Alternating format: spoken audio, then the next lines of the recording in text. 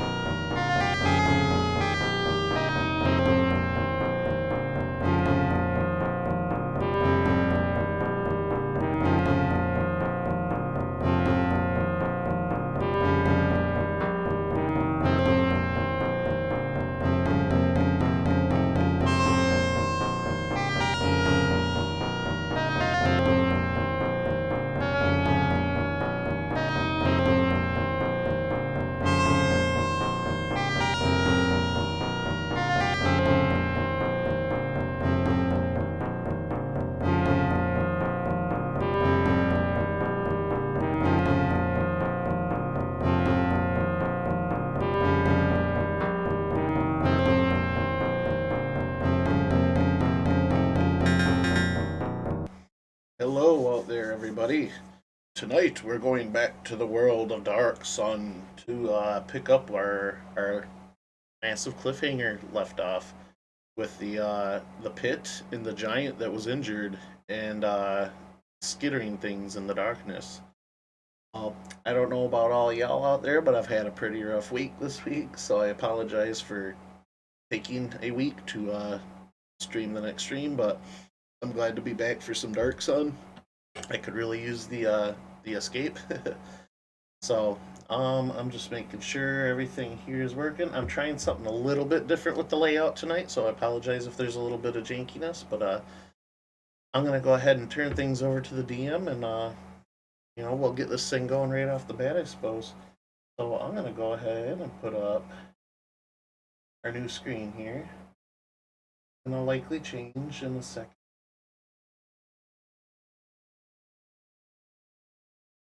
Okay, so I moved the voice stuff right below our characters' names, but it will change as people log in and out, so I'm gonna have to tweak it on the fly. But uh, I want to make sure everything's golden before I go. I haven't done this in a minute. All right, I'm gonna go ahead and pop back in. All right, so John, I'll turn things over to you to recap what happened last. So I'll go ahead and turn things over to you, John, to recap what happened last time.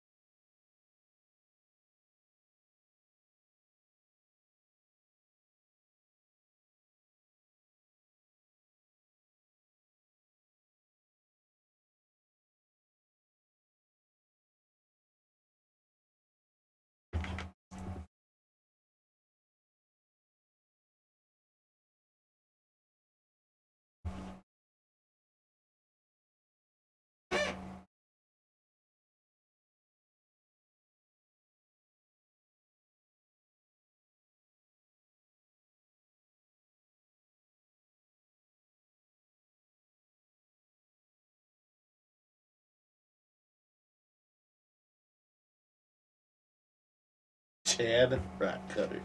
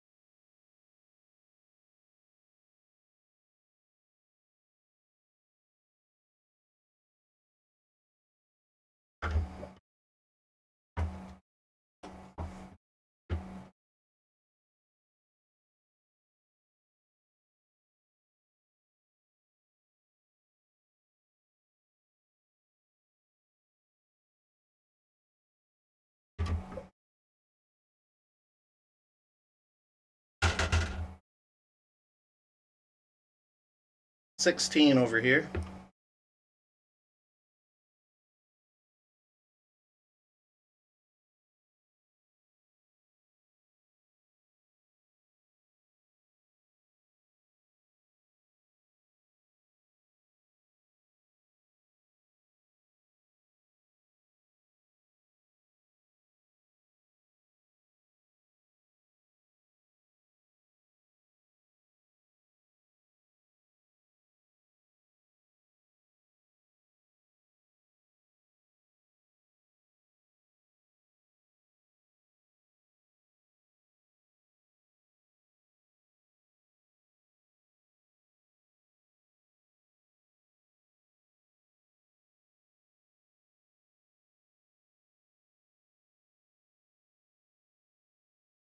Had to work late tonight.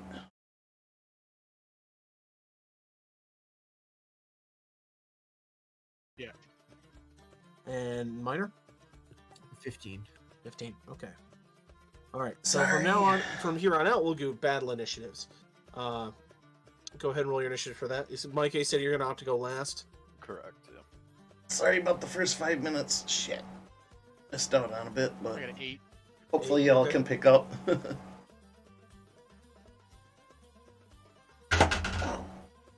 Oh, I wish I could have recorded that. Nat 20 on this one. Nice. What's your dexterity mod? That is a 2. So 22. All right. Minor? I rolled a nat 1, so it's a 6 altogether. 6. Okay. Lights. All right. There it is, there. And it's Proof. Prince. I didn't touch it. Okay.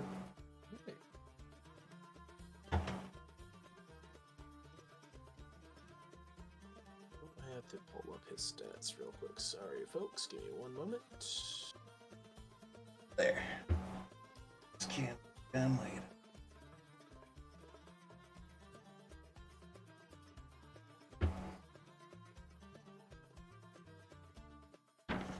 I gotta remember I have Lucky from Halfling. Yeah, don't forget that.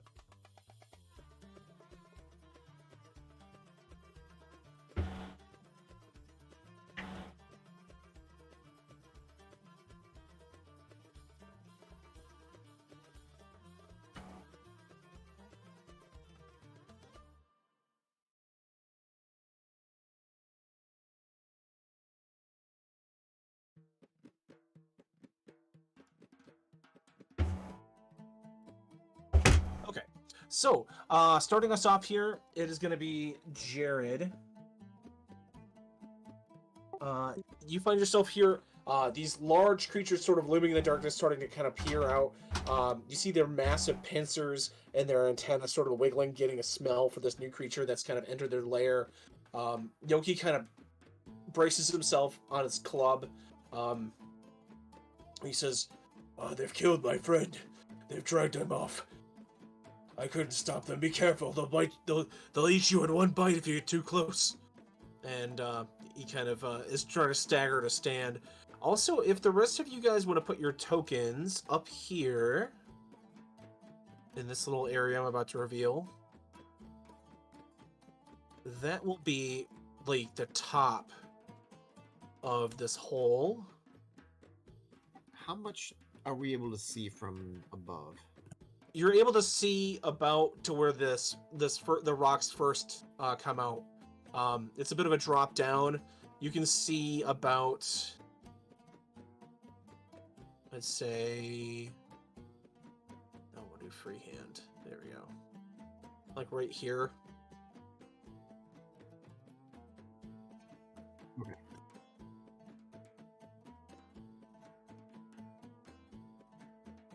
Okay.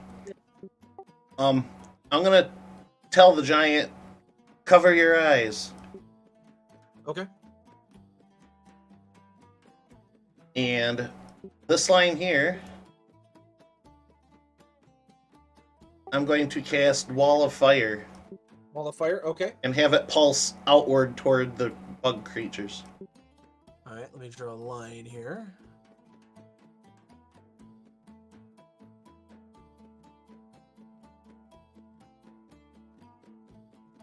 You said from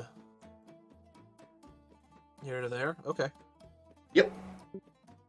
Pulse outward. Hold on. It's inward. Duh. I'm gonna cook ourselves alive. Get it over Close with. your eyes, giant. It'll be all over soon. Tuck and cover. Alright.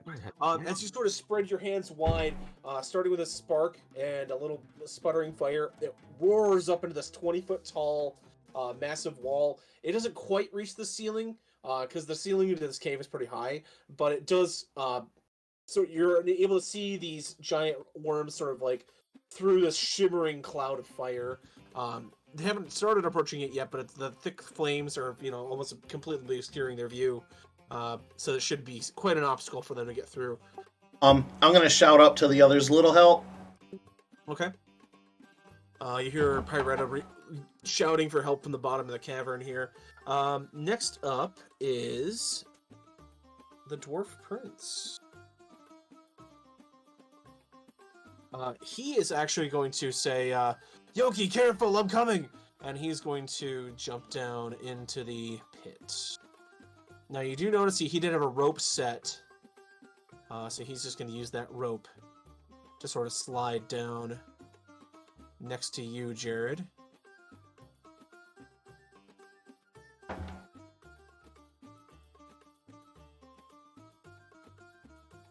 If I can find his token. There it is.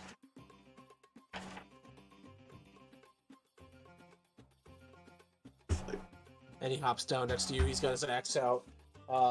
He is going to stand in front of you, Jared, to kind of protect you and his friend. I'll nod at him as he passes by. And that'll be his turn. He's going to fight defensively. Next up...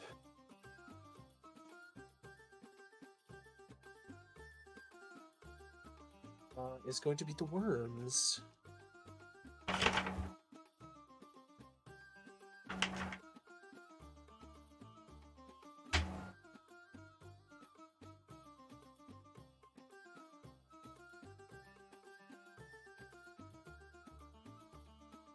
Put these on the side.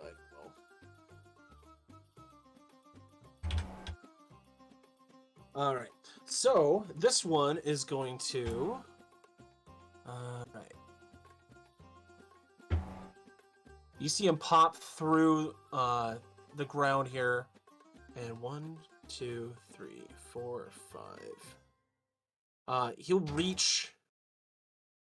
He'll pop back up and he'll like reach the firewall.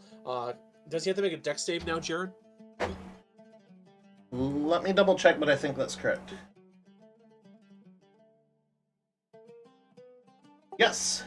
I'm Yep. pretty sure he does. Dex saving throw. Yep. What's the DC? It would be 17. Okay, he got a 13. So as soon as he like kind of bursts out of the sand, he gets his face full of fire, and you hear the screeching sound as like his antenna in the front of his carapace is just sort of cooked. Go ahead and roll damage. Okay. 5, 10, 14, 2, 27 fire damage. Okay.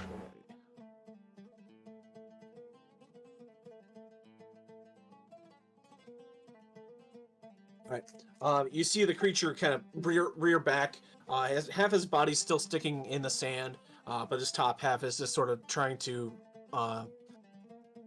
repel itself from the fire.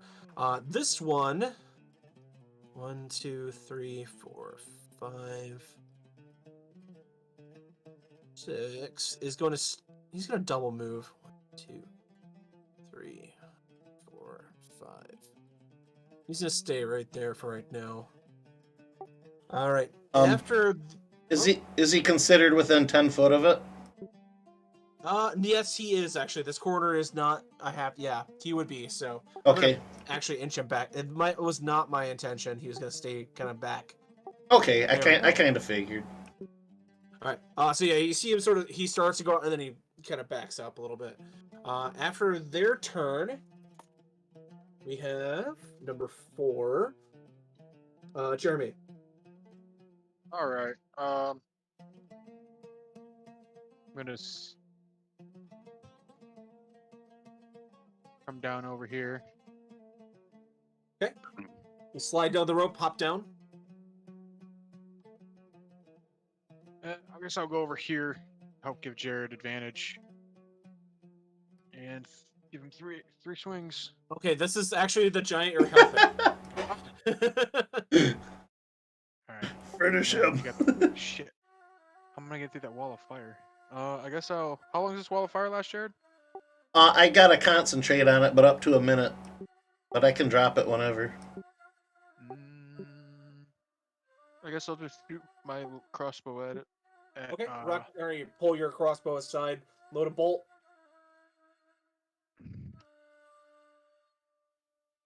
That'll be a 14-19 total. 19 to hit. Yep. That is a hit. Go ahead, roll damage. 4 total damage. 4 damage. Okay. The bolt sticks into its thick hide. It doesn't really penetrate too deep, but you do see it recoil at the shock of the hit. After you, Jeremy, it is going to be Yoki. Yoki is going to toss a rock at that same one that you threw one at. Just FYI, everybody, the wall is a foot thick. It's pulsing fire outward 10 foot, but on this side of the wall, you don't take any damage, so you can get right up next to one of them. You know, if they're close enough, anyway. Wait for them to come to me then. Toss a rock. 20 altogether. That's going to be a hit. Yoki also says, "Don't get too close. They have powers, psychic powers. Make your mind hurt." Oh, crap. It's going to be 19 plus 6, 25. Plus another 6, 31 points of bludgeoning damage to number 1. He just scoops up this massive boulder and baseball tosses it at the number 1. Damn. Smashes into it. And you're able to figure out why he was able to keep these things at bay for a couple days. Alright, that's going to be his turn. After Yoki, it is going to be... Minor. It's gonna be Doki. Doki, and he is panicked. Do we need a axe check or anything to get down? No, there's a rope right there. You can just slide down. Oh, slide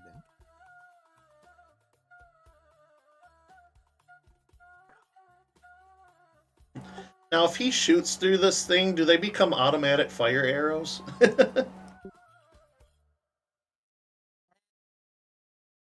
I'm kidding. Not really, because I'm kidding, of course. They're not magically enchanted, yes. I mean, if they were like wrapped in oil or like an oil-soaked cloth or something, I could see it. Preparing for it. Not just the arrows, yeah. Okay. Because there'd be nothing on them to light, Right. Plus, it's so quick through it. Right. If this was Guild Wars 2, they would be flaming arrows going through. It's one of the combo things they have there. But anyway. Yeah, I can't really see number 2, so let's launch at number 1 here, I guess. Okay. I'm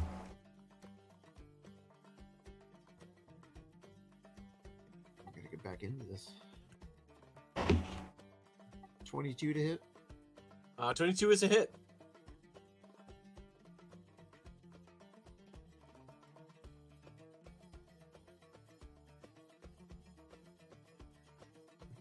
Forgot I was gonna sharpshoot. Oh well, I'll let this one go. That'll be 9 piercing. 9 piercing, okay. Now to go for the sharpshoot type thing here. That'll be 14.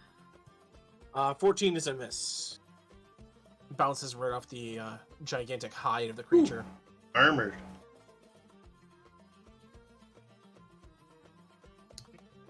And I'm just saying, Jeremy. You see these creatures' hides. There's a lot of potential for some armor. We're gonna boil it first. I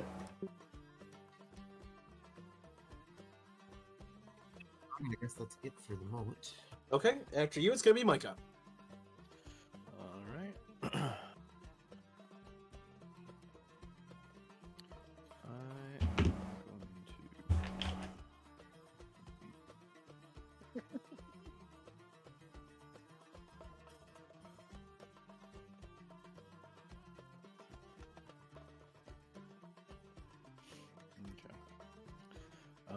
I am going to cast.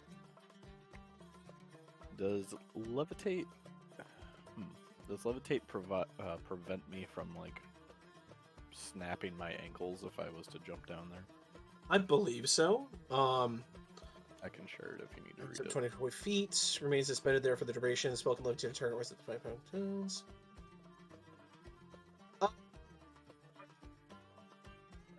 Yeah, no, you'd be fine. If you're the target, you can move up or down as a part of your move. So yeah, you'll just. It's not like Featherfall where you can't no, it'd be like Featherfall, but you can actually choose your direction of like if you want to go up. So yeah, you'd be fine. You could park at like 25 feet. Like you could fall partially, be able and still be able to see stuff down there too. Gotcha. You wouldn't have to drop the full 50. Right. Okay. Yeah, I'll cast levitate. So that's gonna be 3 PSPs.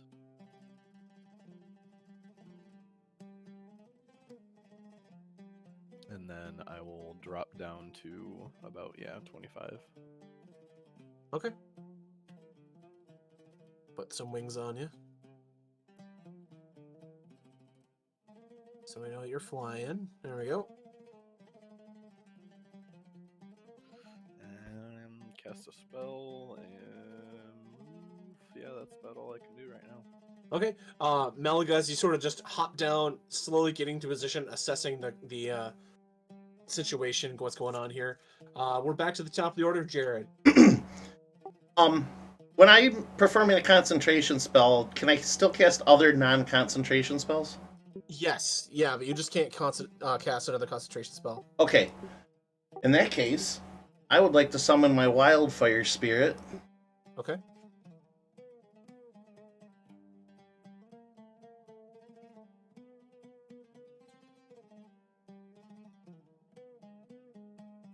Info. Come on. There we go. There it is.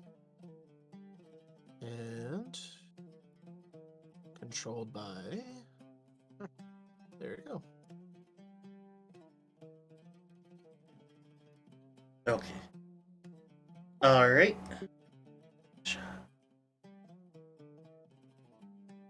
I'm gonna drop them right there. Will that hit both of them within 10 feet? I measured it out. It'll clip just the other one, but Yeah. Okay. So as the fire spirit erupts, it like shoots forth all the spiritual fire, and they will have to do a dex save. yes. All right. Oh, worm number 1. That is a 7, so he's gonna fail, and an 8 for number 2, so he's gonna fail as well. That'll be 8 fire damage to them both. Okay. Then I will have it use fiery teleportation. 5, 10, 15. It'll pop here, but I'll have him just use his movement for the rest. Okay. And that fiery teleportation.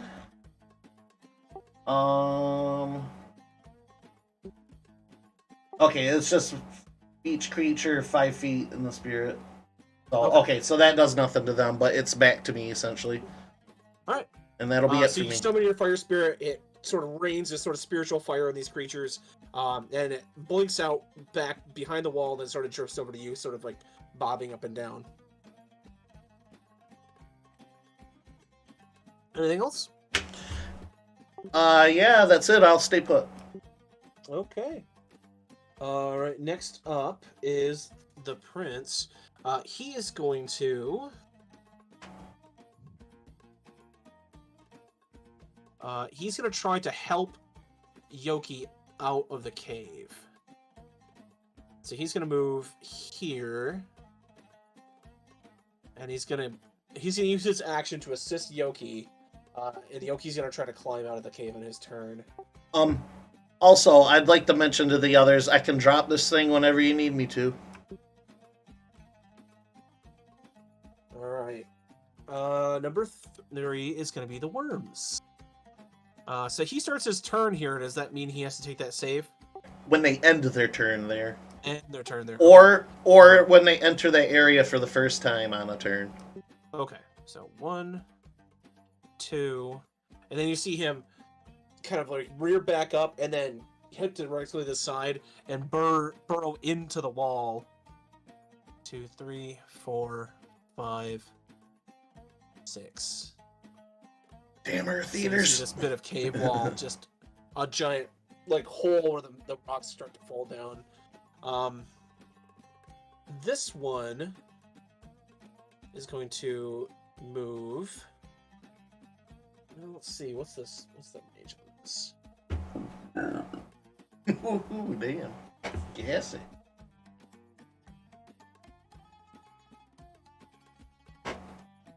$60 Okay, he'll do that. He should be able to see it from there. Make a measurement here. Oh yeah, that'll be everybody. Okay.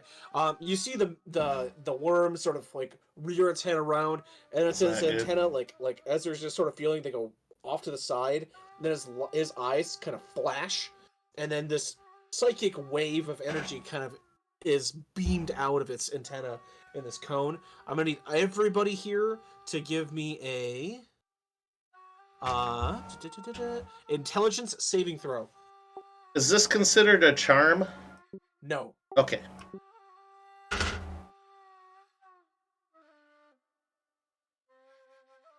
By If- being frightened. No. You feel as though you're having a very intense migraine for like a couple seconds. 15 here. 15. Okay. What was the save again? Intelligence save. Oh, 19. 19. Okay. 16. Okay. Did anybody get below a 15? No. No. Okay. Matched So it, you guys but passed.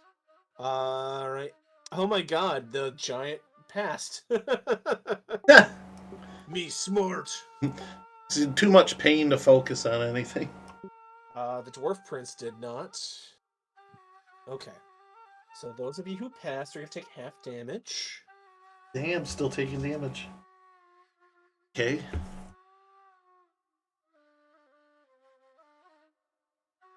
Where's the other ones to go?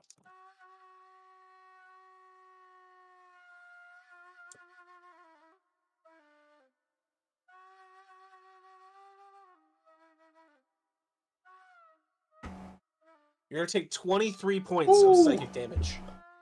But the dwarf is gonna take the full 60. Excuse me, no, 40, 23, 46. So while you guys are kind of like, and you just shrug this off temporarily, you see the prince like, "Ah!" and he drops to his knees, and like blood just starts to kind of pour out of his nose and out of his ears as he's just psychically battered by this creature. Then the creature is going to slink back behind its cover.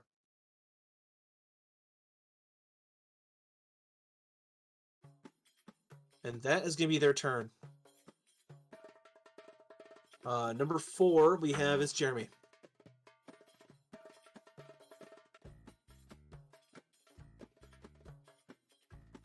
Ready in action and prepare for this crawler to get out of the wall. Okay. I'll move over here. I'll move right here. And ready in action to attack.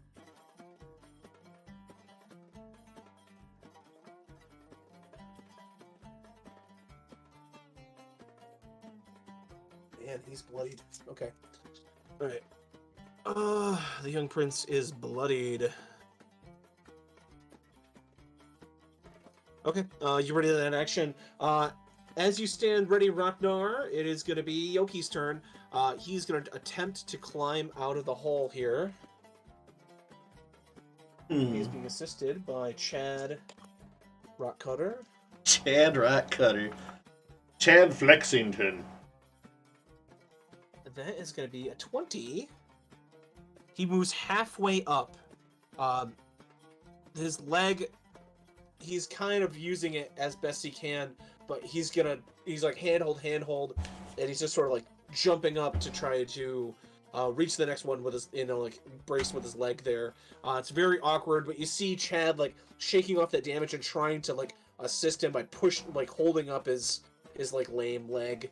But he does get halfway up to the hole itself.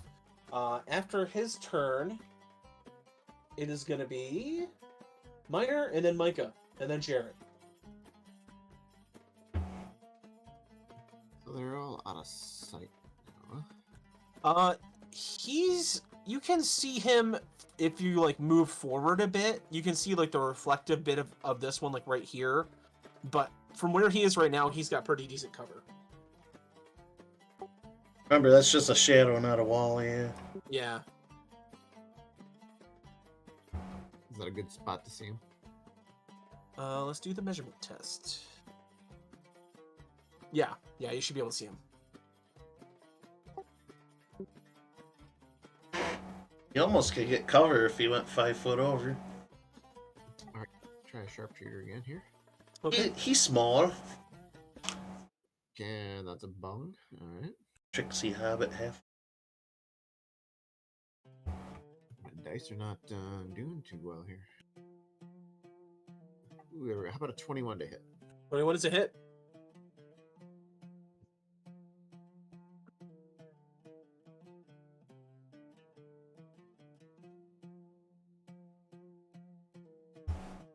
$19 piercing on that one.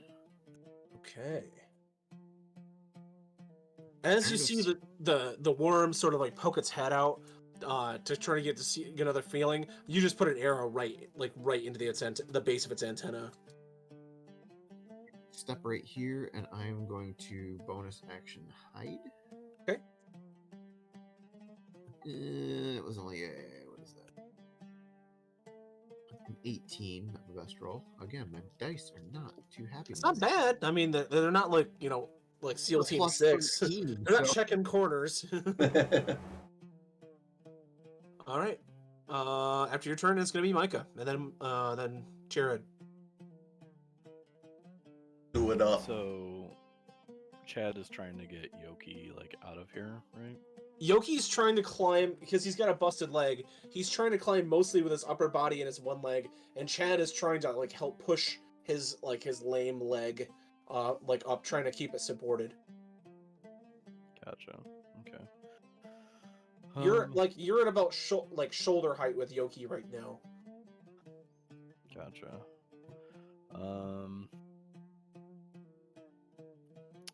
Shit. Well, I'm gonna make a call here. I'm going to drop levitation. Okay. 'Cause I'm going to do a different concentration. So I'll Okay. move down to the ground here. Going to get kind of behind him, Jeremy, and then I'm going to use a combat power, I believe is, or combat mode, called Intellect Fortress. Okay. It's a concentration up to 1 minute. A psychic shell emits from you in an area within 5 foot radius until the power ends. The aura moves with you, centered on you. Each non-hostile creature in area, including To you, area. has resistance against psychic damage and has advantage on saving throws against the effects that cause paralyze or stun conditions. Very nice. But I'm going to power boost it to extend it 30 feet. Okay. And that'll be my Also at the end of the round, you see Talasir has poked his way forward. He kind of sees what's going on, and he is going to.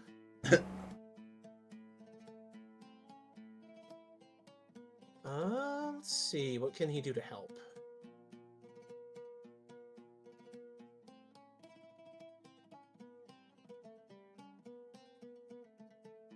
By the way, I am repping tonight. Or is the psychic resistance? I'll probably Nice. I'll That probably is- rep every That is Saturday. very effective. Nice.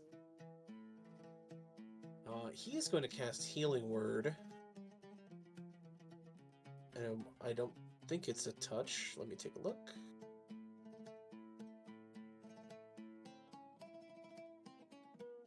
Healing word? Healing word. Range. Sweet, it's ranged. Yeah. Nice. 60 foot.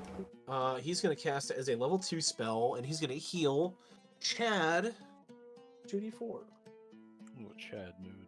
plus his casting mod. It's a very Chad move. Chad Flexington. Okay. Chad is no longer bloodied.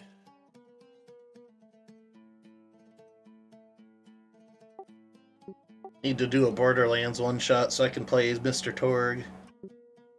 Explosions. All right.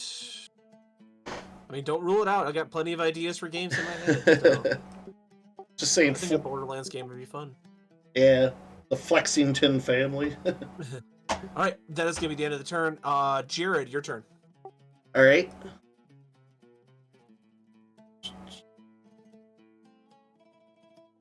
If I stand here, ignoring partial cover due to me being a fire adept, would I be able to hit number 2 with a firebolt? That pillar might be in your way. What Yeah, it's kind of in your way. What if I like wrapped around it, I'd give him a little bit of cover, but you could hit him from there. or even here then? There you go. Okay. All right. I will throw a firebolt. Okay.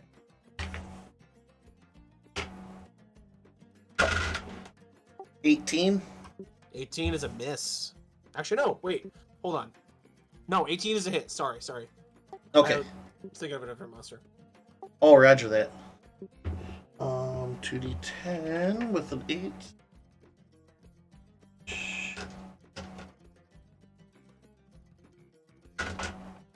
So And- charge this ball of fire and whip it like a baseball. 21 fire damage. Ouch. All right. I use the rest of my move to hop behind Snafu, Okay. and I'm gonna Nice scalding mark on his hide there. have my fire spirit sort of mimic me. Okay.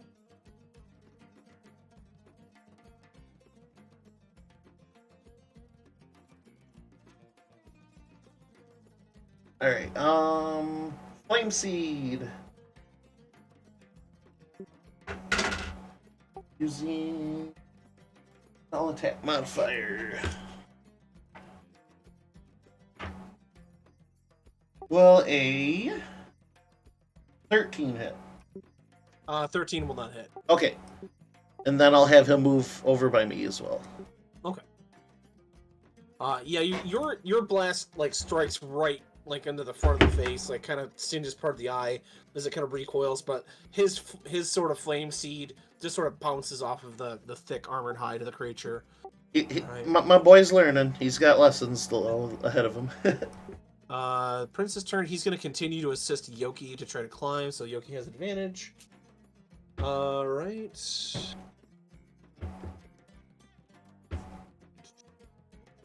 Actually, he's just going to even out because he has advantage, but he also has disadvantage for having a broken leg. So that's going to be the Vantage. Okay, that creature. Just plain vantage. All right, this one, Jeremy busts out.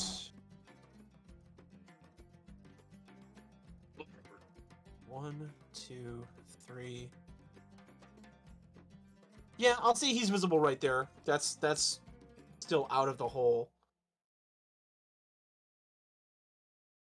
The mandibles are just So coming the through. second. Oh no, you're not in range, so you gotta wait for until he's right here. There he is.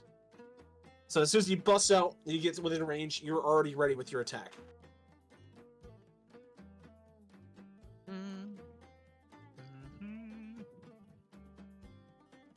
Does a 19 hit.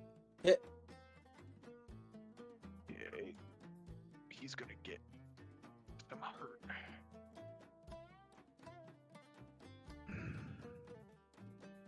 $11, 19 plus 15 is 34. 34. Okay. And He is bloodied after that massive strike to his forehead there. Damn. all right. And then, can I still move after a ready to action? Yeah, you can take your full. This was your full action, so. And then, if I move here, will I take effect from this firewall? No, it's pulsing outward, not inward. Okay, I'll just move there then. Okay. He is going to. Yeah, he'll attack you, Jeremy. Challenge After you accepted. smack him in the front of the face, there he kind of wheels his head back around. He's gonna try to bite you with his massive pincers. 22. It hits. All right. That is gonna be 17 points of piercing damage. As the massive creature's mandibles just crunch around your shoulders. Go ahead and give me a Constitution saving throw as well. Ooh.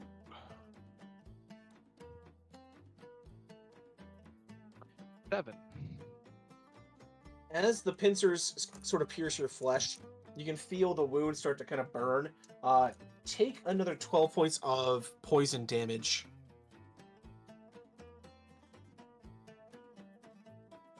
And then this creature is going to, since he's still getting hit, 1, 2, 3, 4, 5, 6, 7, 8, 9, 10, 11, 12. He's going to double move. All right. That is going to be their turn. Yoki's turn. He's going to make his climbing attempt here. All right. You see Yoki reach the hole at the top here. So he's like, his hand breaches outside. See Talus here kind of like feebly, because he's a bard, not a bodybuilder. Kind of like pulling on like one of his wrists to try to help him out. But you see the young giant is actually almost out of the hole. Maybe one more turn of climbing and he'll have extricated himself from this situation. After his That's turn, tomorrow it's going to be night. Micah On the days and off, we have the later this week. Sure. I was gonna say, Seeing I'm that thing like, pop out right. I gotta get to bed. Oh, Jesse's here too. Hold on. Yeah. Jesse's here too. Because it was. He'll go on Talsir's turn because I forgot to add him. Mm.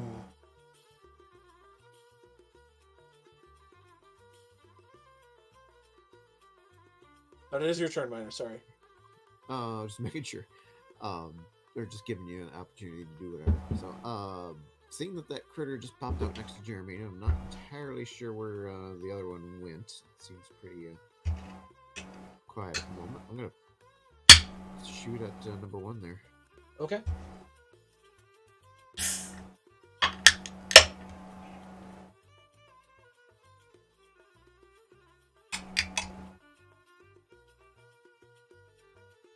Okay, and Jeremy was within 5 feet of it, so I'll get sneak attack as well. Let me roll attack. And this is a sharpshoot again. Okay. 16 to hit. Unfortunately, a 16 does not hit. What is with my dice tonight, man? Weren't they misbehaving last week too? I guess I'm just gonna be rolling online after this. I keep getting single digits over here, so yeah, it's my fucking turn. All right. You take a shot, goes wide, just not quite enough to pierce the thick armor of the creature. It is going to be Micah's turn. All right.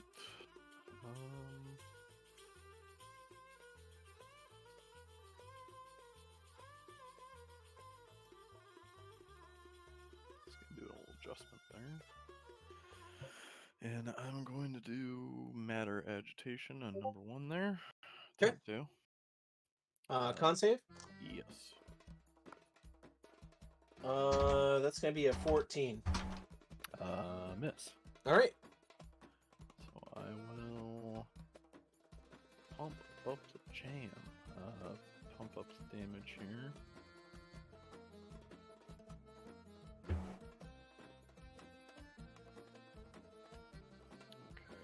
Pump up the volume.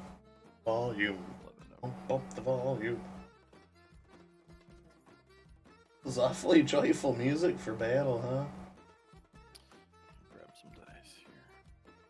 It's all good. And All the good. calculator. 'Cause this is a lot.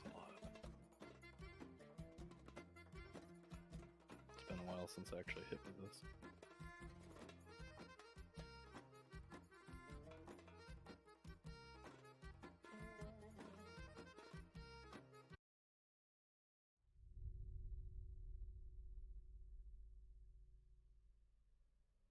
Silent Trap is the title of this. Foreboding.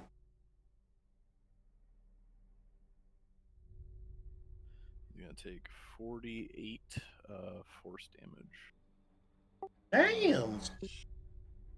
That will be enough. As you sort of He like, literally disintegrates. yeah, as you sort of like charge this blasted, you hold your hand forward.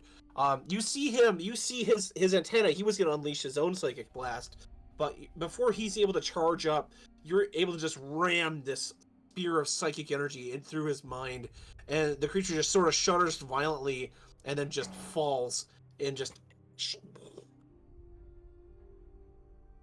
leaving a big empty hole. I'll say there's chunks of him still there, but yeah, the good Okay. majority of the Okay. creature is just I was gonna I'll disintegrated. do that, and then I'll look up at Ragnar and kind of do like a ooh. Ragnar's 'Cause all I like, realized my he wanted the armor! Yeah. Yeah. My cabbages! It's like, oh, we sent you this this like fucking Camaro, and like, oh wait, let me destroy everything but the hood. Right. All right, that was nice. End of your turn is gonna be Jared. I'm gonna send a firebolt. Or can I see number 2? You can see him. He's just really, really far away. He is 75 feet away. Okay, firebolt's 120, so I should be able to. Yeah, you can throw it. Yeah, Okay, I'll huck one at him. you can see him sort of like training toward like you can see like 2 posts. You can see him moving through the middle of those 2 posts. I probably whiff it because I only got 10. Yeah, it just goes short, falls short, hits the ground. Okay, I'll have him do Flame Seed. Okay. Yeah, fire seed. Alright, modifier, cool. He might get it. 16. Nope. Oh no, okay. Yep. These are big tough boys. Alright. I'll have him scoot back. All right.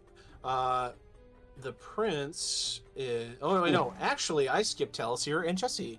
They are going to assist Yoki here, and that means the prince is free to act. He is going to run here. He'll pull out a spear that you saw him training with before.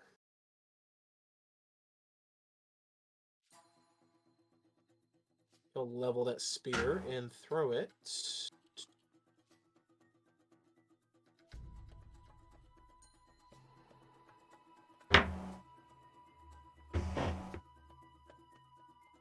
Sorry, give me one moment here. An 18. Alright. You see him heft this spear, chuck it through the fire. It's going to impact, sliding into the creature's carapace. It's going to deal 15 damage.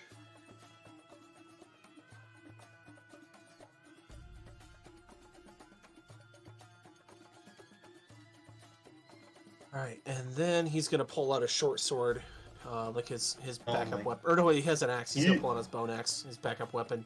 I thought the And microphone kinda was just off. Get for ready me. to defend whatever is going to come through that hole. It is going to be the worm's turn. Looking at my mixers, and I thought the microphone was off. I always get nightmares when I do that, like I did at the beginning of the stream. 5, 6. 1, 2, 3. He's gonna. Actually, he's gonna move around the corner, and he's gonna kind of like lie in wait for a moment here. End of his turn is gonna be Jeremy.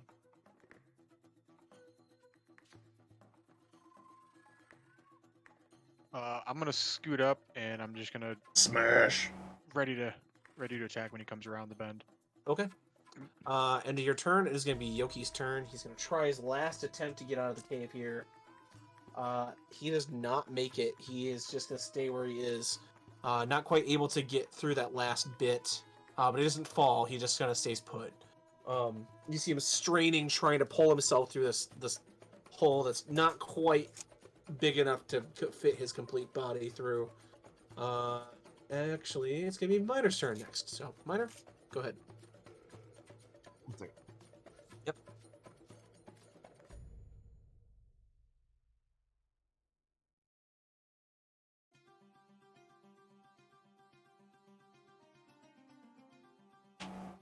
Okay. Did I see that thing head for that hole over that way? Yes, you saw him slide into the hole that the previous one made. Okay, I think I want to step over here. Okay. I'm gonna hide, but I want to prep. Prep a sniper shot. Or Okay, so like you leave like an eye kind of like around the corner so you can see when he's ready, and you're already like kind of getting tension on the bowstring, so you're ready to loose an arrow. Parada speaks up to Snafu. Would you like me to drop the firewall? I'm not shooting through the firewall, so it don't matter to me. Well, that way you can get in a better position and actually take your shot this turn. I'm in a good position right here. No, I'm gonna prep an attack for when that thing comes through. So. Okay, I just didn't know if you wanted to move out further and actually get an angle, but if you want to prep, that's fine. I'll leave it up. I'm prepping my attack action for when that thing comes around, and I can see it. And there's my stealth roll, John. 32. That's a hell of a good stealth. Okay. And Parada's like, oh, I guess I'm talking to myself. Okay, he's gone. All right. After you is gonna be Micah, and then the Talisier and Jesse. Okay. I will maintain concentration. Move here. Okay. And I think there's really anything we can do in downtime.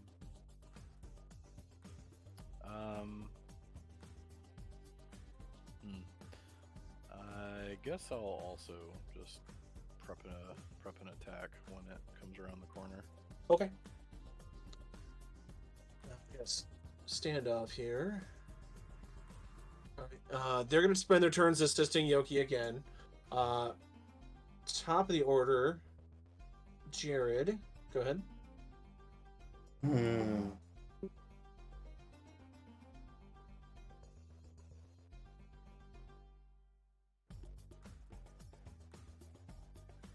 If I were to move there, am I able to see it?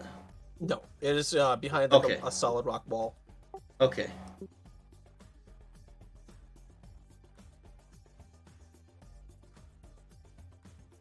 I will.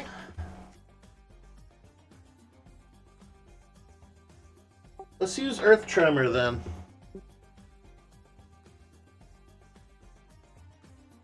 Okay. Pulling it up real quick. Alright. Oh wait, no, I'm sorry. I'm gonna use Erupting Earth. This one's a short range one. Okay.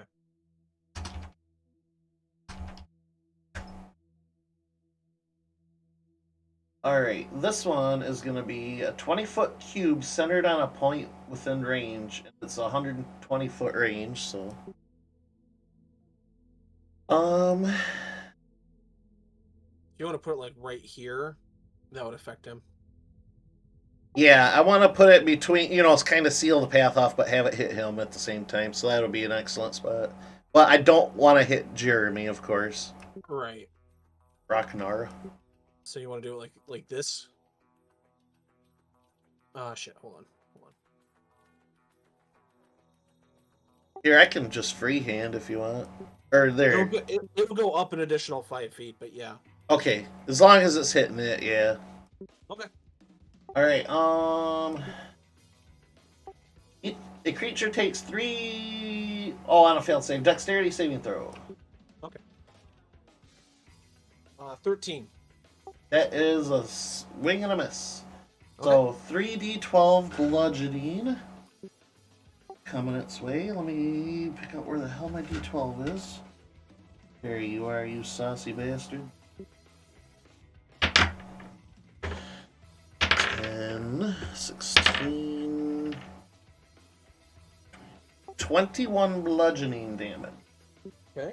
And now that is difficult terrain. Alright. And then I'll just have my flame spirit be at the ready to attack. Okay. Alright. Alright, I gotta check that off that I used it. Alright, with that, I keep track my spell it's gonna be Yeet. I believe the prince's turn, yep. What does the prince want to do?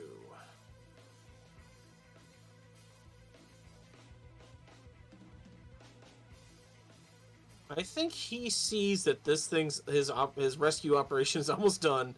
I think he's gonna move back to the rope and just kind of stand by. Because all of y'all are readying attacks. And the worm, he What instead of like he sees the rocks kind of falling on him in front of him. He is then instead going to burst through this wall directly. So Jeremy, go ahead and take your attack. Yeet. Going that way now. Nice. Oh shit. I'm gonna guess a 15 misses. 15 does miss. What about a 17? 17 also just misses. Okay. So he's gonna take 11 damage. 11 damage. Okay. All right. This also triggers your attack, Micah, and your shot, Minor. Dog pile! I'm going to do.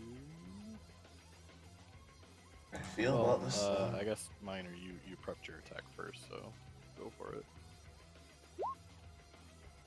Alrighty. How's a... Oh, I should set that up for sharp. It's going to be a 12. That's a miss. Yeah, it silence Man, right that over. thing's just not liking me either. Some nights the gods of the dice are just not with you. Okay, that'll be a 21. How about That'll that? be a hit. Jesus. I gotta set up a sharpshooter thing on here. But anyway, alright.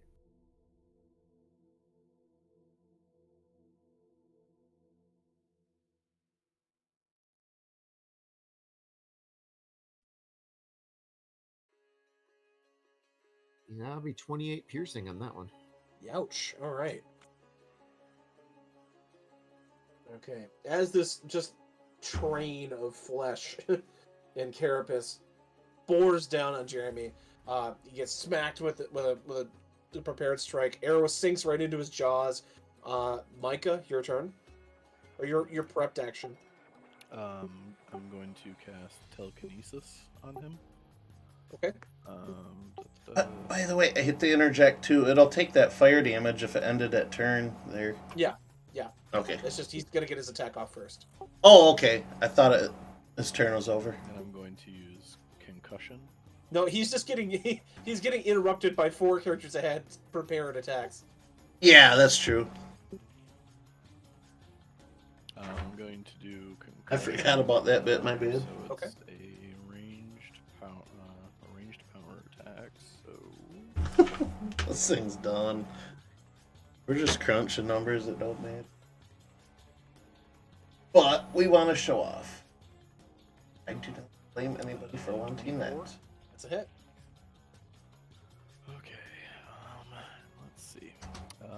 On a hit, the target takes 3d6 bludgeoning damage. You can increase the damage dealt by spending PSPs. Each one adds a d6 of damage, and it can be a maximum number equal to my level in this class. So I will do. Just make it an even. Screw it. We'll do 7.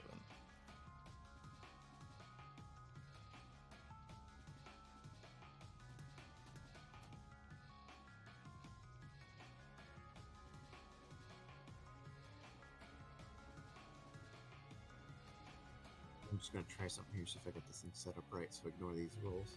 Sure.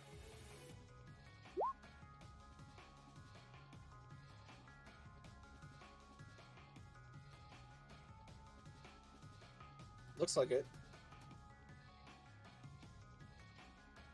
Okay, there is a mode. Alright, let's see.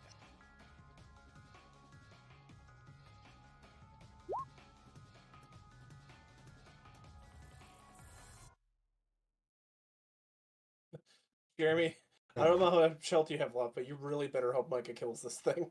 You G-Man. got a train of fucking worm coming down on you. Worm train. Like the Doom train, just juicier. It does 36 force damage. He had 24 health left. So, Jeremy, as this, like... I don't even know how to describe it. It's like... You ever see, like, one of those giant... Yeah, it's like something like the size of one of those backyard trampolines. Like, that's the size of its mouth. As it's just boring down on you from above, rocks and fire kind of, like, erupting from the wall.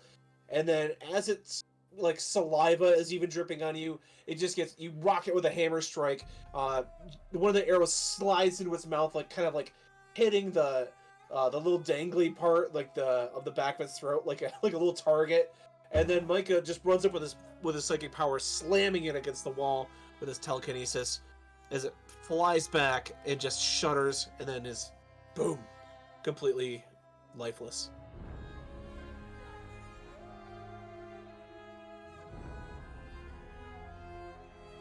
Nice. With that, Yoki is going to take his final action to try to move out here. He does, finally. The worm explodes and chunks of it lands on Jeremy just conveniently enough to look like a new armor set. One of the carapace just lands on his head like as you guys, like, there's an eerie silence kind of in the distance. You can hear the shuffling of more legs kind of off in the distance, so you know this is not the last worm. I think it's time to go. We'll go in initiative order. See what we want to do here.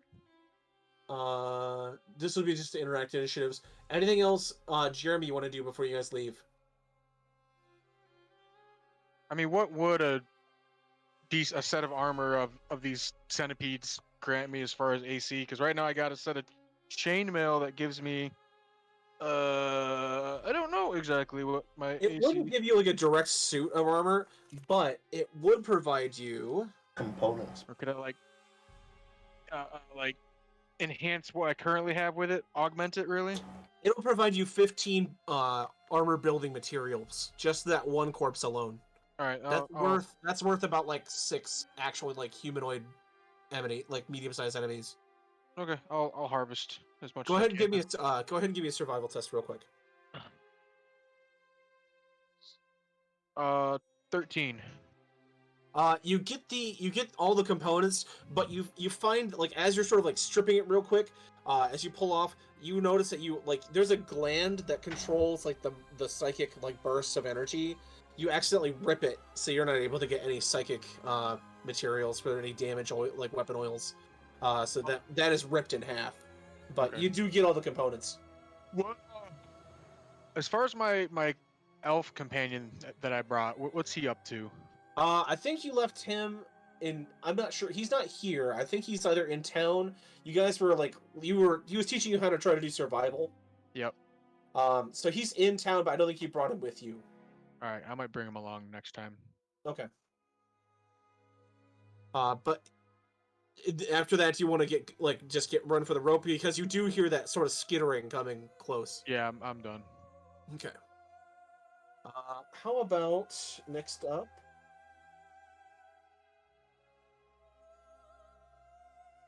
We have Micah.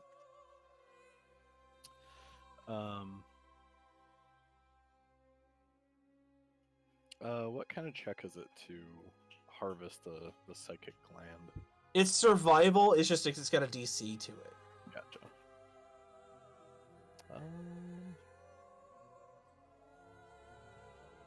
And there is a second worm corpse there. Just saying. I might Just I might saying. reduce some of the materials left on it because half of its body got disintegrated, but still. Right. Well, I guess harvest just to see if I can get anything before we go here. Okay, go ahead and roll your survival. And Jeremy, you're safely up the rope. I got 10. You were not able to locate the gland itself, like, because it was kind of just laying in chunks. I'll say you get 5 armor like materials though. You're able to get some nice pieces of claw and some nice like bits of like you played Monster Hunter, like you just do your harvesting, get some nice pieces, but you didn't get the rare drop. You didn't get the jewel. All right. For all of you Monster Hunter players out there. And But yeah, with that, you just sort of take what you can, field strip it, and just realize it's time to go. Next up, Miner. I'm sorry, Jared, then Miner. Just in general, is there anything? Did you say there was any sorts of bodies or anything down here? There's that giant corpse down here that you're able to see. There's still a little bit left of the corpse that Micah was going through. I don't think I want to go that far away, so I'll go through whatever leftovers might be from Micah's corpse. Okay, go ahead and give me survival. A 12 with a 9 kicker. You do find the bit of the skull. Like, it's kind of hard to like piece out what part of the worm went where, but you are able to see like the base of the antenna, and you follow it down, pulling kind of the carapace apart. You see this giant gland. It's about the size of like a grapefruit, and it's got this sort of like purpley sheen to it, and you know that this is most likely what was powering its like psychic attacks. So go ahead and you will receive 3 psychic material. I'll say psychic materials. Okay, cool. I'll go ahead and harvest that carefully, and then me and the flame spirit will get out of dodge here. Okay, Miner. Do I know if these things were had venom at all? They did. I'd say you saw Jeremy like kind of like have a reaction to that bite, like his the skin around his wounds got a little purple. Can I see if I can recover the venom sac at all out of one? Yeah, give me a survival test. How about a 19? You're able to sort of like, as the skewering is getting closer and closer, you see Snafu run up and like kind of basically bear hug his body around one of the mandibles, and then brace his foot against it, and then pull with all this might. You hear this wet pop as the mandible goes out of the socket, and you can see sort of flowing down from the inside of the mouth this sort of clearish purplish liquid. You're able to take a small bit of, I'll say like, let's say you have like a jar or something like that on you, or like a bit of pottery, and able to save some of that. Go ahead and take 4 poison materials.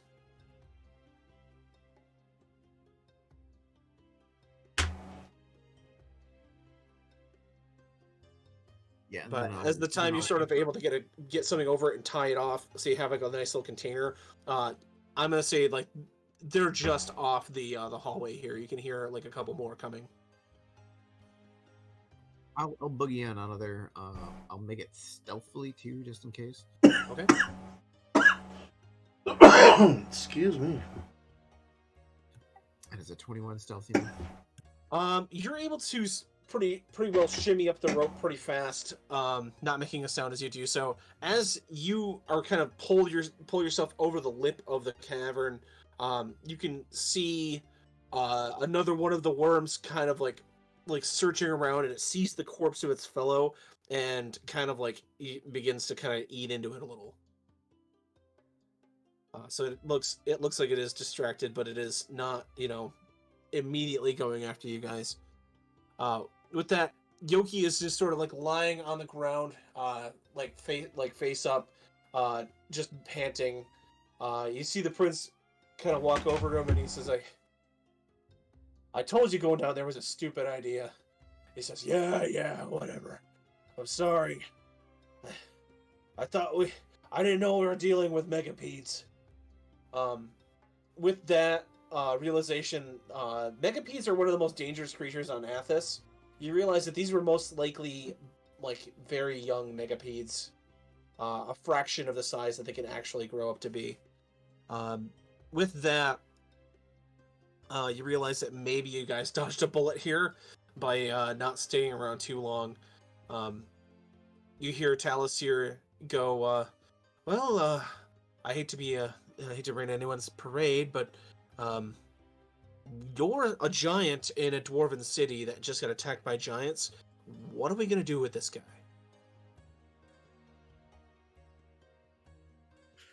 Say, well, that's up to the prince. Now that we've upheld our part of the bargain. Prince Chad kind of looks and says, "All right, well, crap. Your friends died down there too. You can't really make it across the silt. Well, I did say I would tell people. Stay here. I'm gonna go get the chieftain." And with that, he kind of like runs off toward South Ladopolis, and in about I'd say in about like 20 minutes comes back. He's got 4 more guards and his father, the chief of Southern Ladopolis, Grand Rockcutter, with him. And you can see as the dwarves kind of converge to their weapons that held up defensively, Yoki's just got his staff, or his giant club there, just kind of leaning against the rock, panting.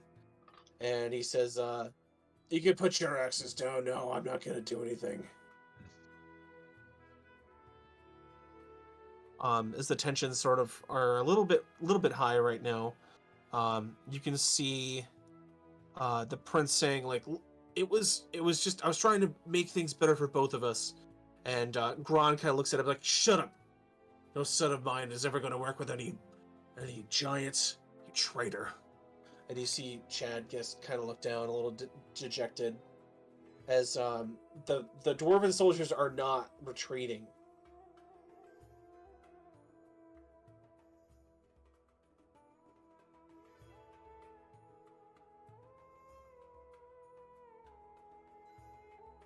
Oh, Jesse, welcome, by the way.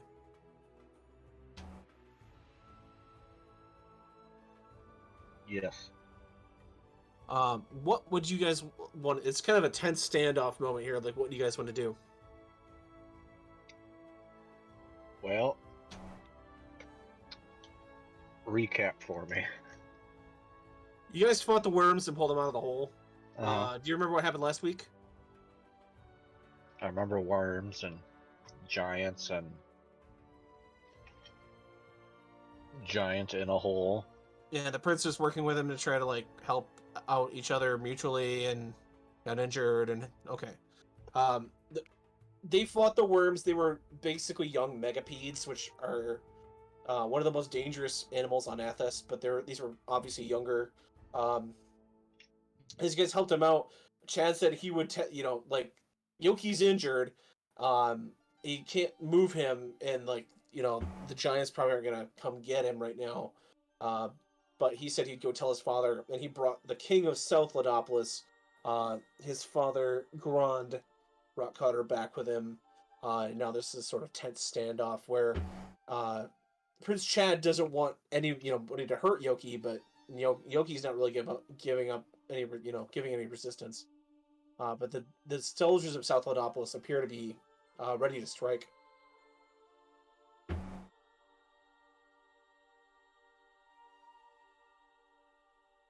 Hmm.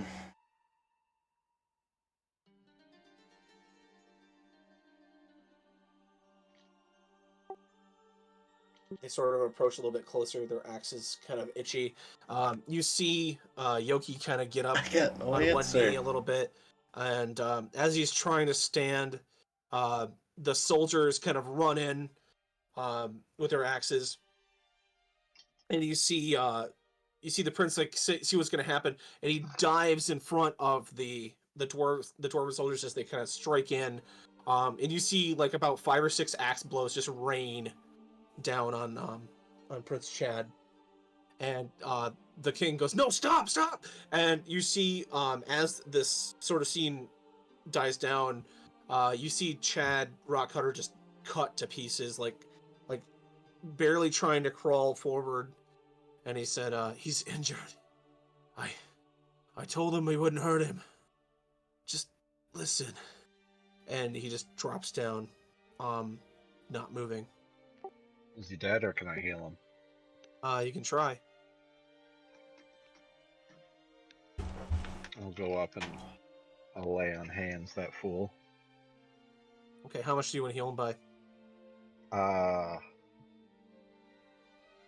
Let's start with 25. 25. As you can see the light, you rush over and turn. The dwarf soldiers are kind of like in shock as to what's going on. As you kind of slide in front of him and turn him over, and you can see these wounds just pouring his lifeblood out. Your hands sort of illuminate, and you hold them over its body. As this happens, the dwarf's eyes go wide as they see a human creature perform like naturalist like healing magic, not obviously not pulling any power from Athos doing so. It looks like it was almost blessed to him from some sort of spirit. A lot of them drop their axes and just sort of like book, not knowing what to do. You see the king step forward, and he looks at you, and his eyes kind of narrow, and he turns his head, and then his eyes wide, and he's like, you you're younger, but I know you. And he goes to shove you off of his son. Oh, I wouldn't do that. Oh, snap. Well, as soon as he does that, like goes to try to shove me, I'll do hellish rebuke. Okay. As he shoves you, this sort of flare up of like, I'll say, like, what sort of damage does your hellish rebuke do? It does fire. Fire. I'll say it's like a boiling water, like wave of boiling water, like washes Like over him. steam. Yeah, like steam. Pushes him back a little. You can see his face has a big red mark on it. His hands are red. And he says, "You cursed me. I remember you made me drink that water in my head." Oh, I didn't make you drink anything, fool. You chose it. I just gave you what you wanted. Enough of your lies. Just leave. How many of the guards are still here? Any of them? 2 or 3, but they're a little bit too shocked to know what to do. You see them kind of looking at him, looking at you, looking at like Chad. Chad says, "Meet like weekly."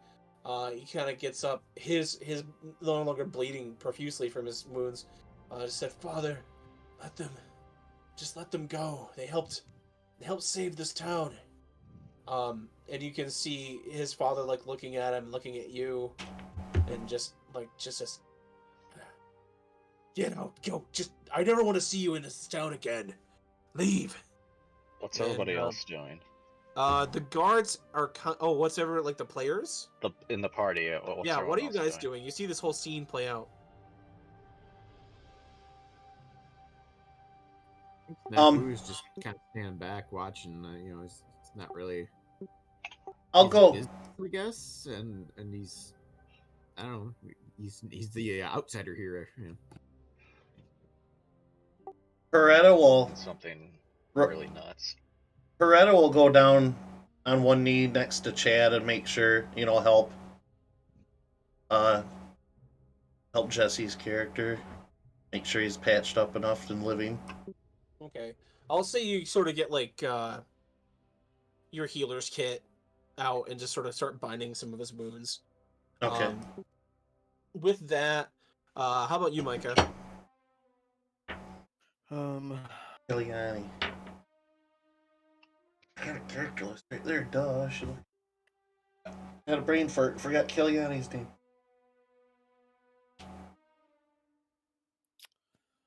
Well, the was not the direction I thought this was going to go in.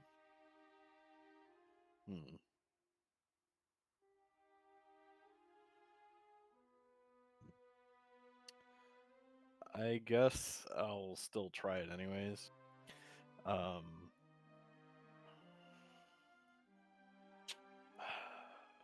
Frick. I'll try to persuade the king. Okay.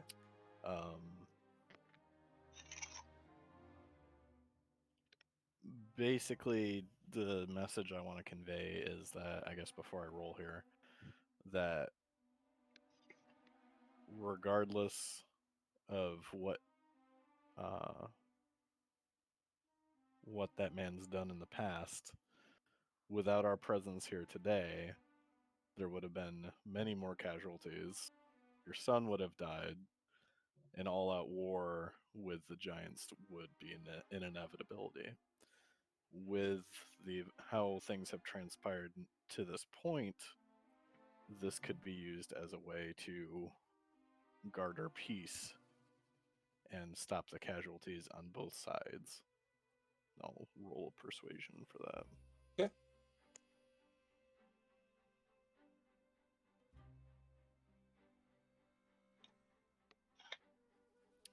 13. You see Grund kind of weigh your words, and he looks at the giant, and he looks at his son, and he just says,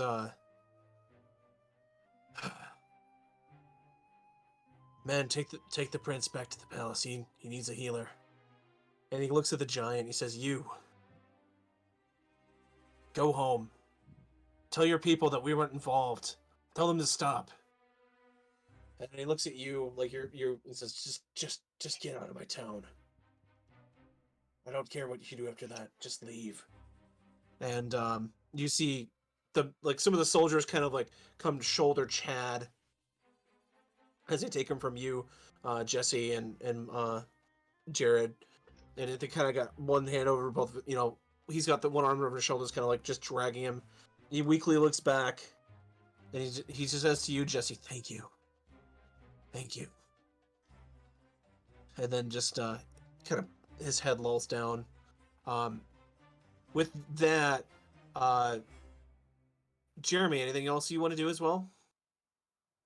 I mean, it's not my monkey, not my circus in this one. Okay. Anything else the party wants to do? Oh, maybe kill the king. I don't know. I mean, is that a serious thing you want to do? If Micah's persuasion didn't work. As you can see the king kind of walking off, shaking his head, Yoki is able to get up kind of with the help of he uses his club kind of like a cane, and stands up, and he says, "Fools. You helped them out this day. They still scorn you. I'll never understand those people." This is the giant saying that. Yeah, the giant. He says, "You helped me. Thank you. I'll go try to get to my people." And he tries to stand, and his knee buckles, and he's obviously not going to be going anywhere. He just kind of falls back down to one knee, and he says, "I just can't put any weight on my leg."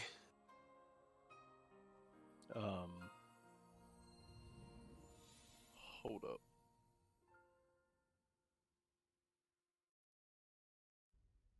Hmm.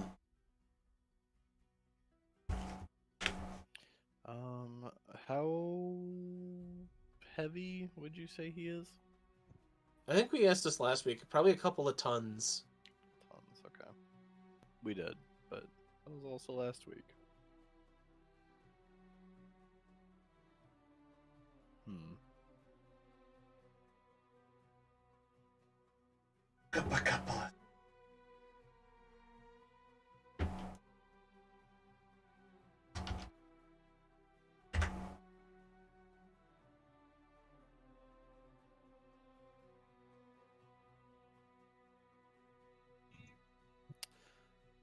I'll try something. Let's say it says adults are about 21 feet tall and weigh about 12,000 pounds. Okay. 12,000 or 1,200? 12,000. But this is from Ian World. Looking around, as skinny as 5,000 pounds. 12 giant, double that of a human. And if a 6-foot human is 200 pounds, a giant would weigh 1,600. So I'd say 2,000 pounds is pretty reasonable.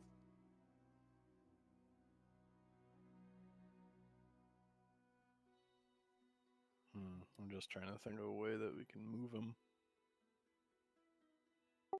How much would we have to heal him in order to get him One walking? word. Rocknar. I mean, he is pretty big. It's not the fact that he doesn't have hit points. It's he would have to take a few rests of because now his leg isn't going gangrenous. It's been healed. But I mean, it's a broken leg. It has to be, just Amputated. set and healed. Okay, that's what I was wondering if healing spells set that stuff like that or not. In my interpretation of HP, it kind of binds wounds, but it doesn't make them completely go away. If they're serious enough, you still will have to, wait for it to heal. Okay. Hmm. But with that, he kind of is able to at least crawl. He says, just if you can hide me for a couple of days, I can meet my people somewhere. Have you seen the Thunderstone clan? Are they around?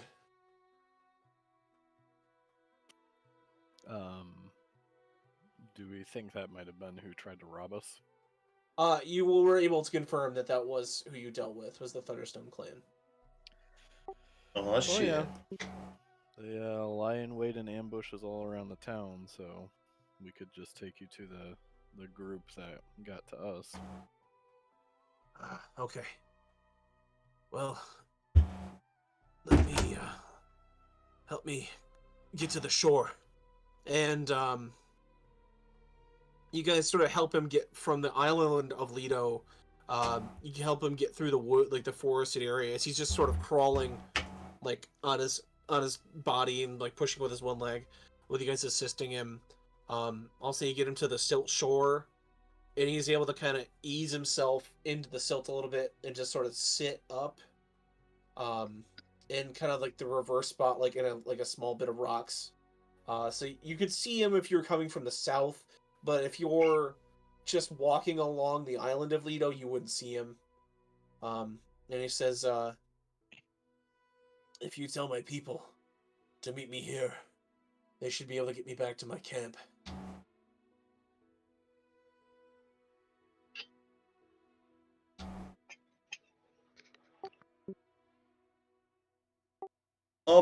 Is there any sort of plant life or trees or anything nearby?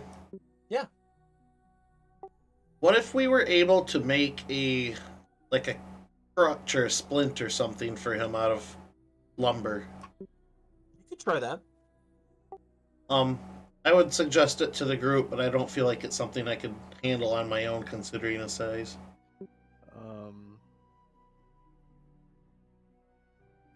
I mean, I could just, between a combination of a couple things, I can morph his club into a crutch.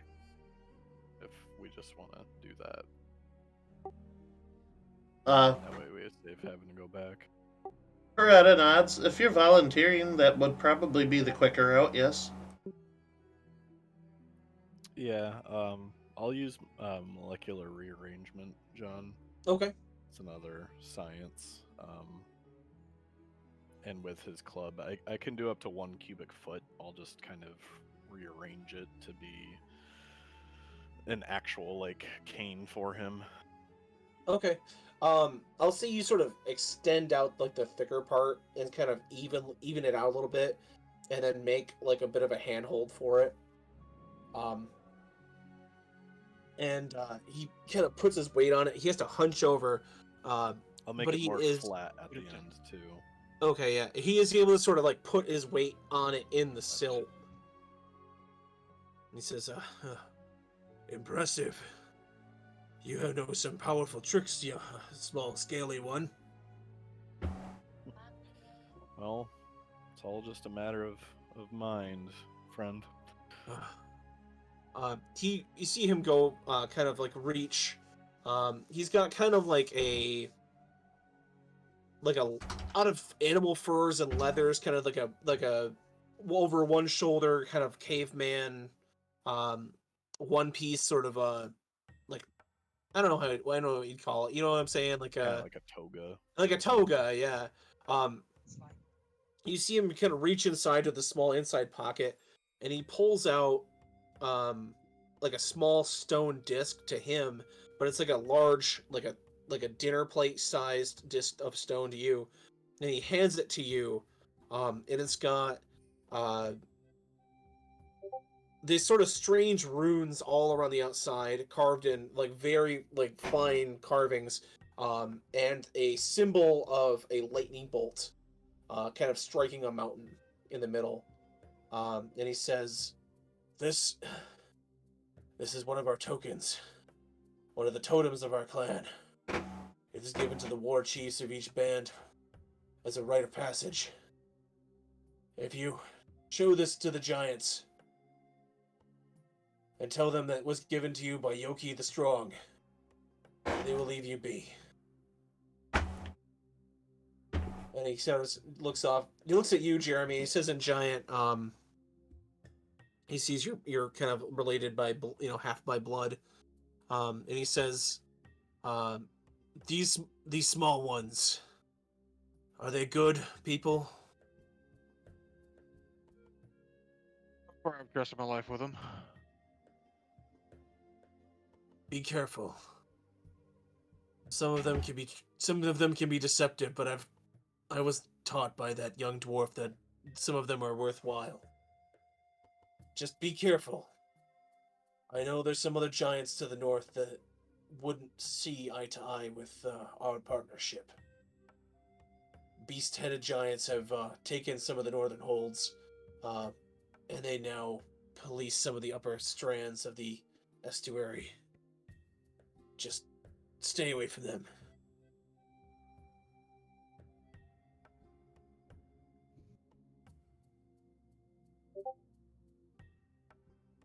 And with that, he sort of turns and says to the rest of you, "Thank you for your help.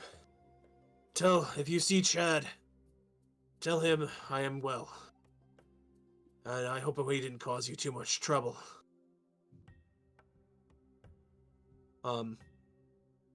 And with that, he kind of starts to hobble off into the silt, with his new cane.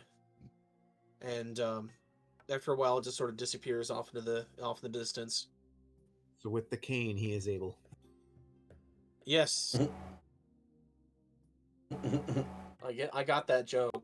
Womp womp. It's Oh, I got it. I ain't laughing, but I got it. it's a small while, but eventually, the evening bells toll. Nobody else kind of goes out to like accost you guys, and you're free to either return to North Ledopolis, or if you want to try to get back into South Ledopolis, you might not be welcomed. But you are able to take your leave of this place if you choose. I don't care if I go first in this, but I do have to pick up that armored robes. Okay. He said he would get that by the next day, right? I believe so, yeah. Okay. So you know he probably won't be done with it until tomorrow. Okay.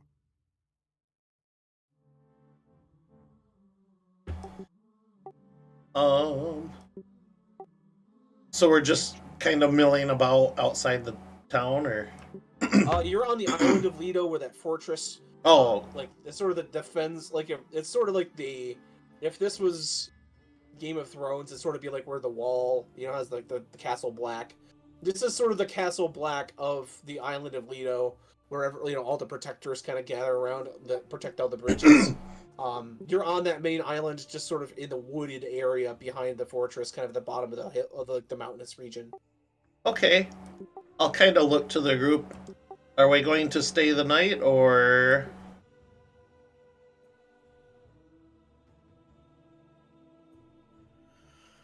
At the very least, we can stay on the ship, but Talus here speaks up. Well, I know we're at least welcome in one of the two dwarven cities, so I suggest we go to the one where we're treated as heroes and not pariahs.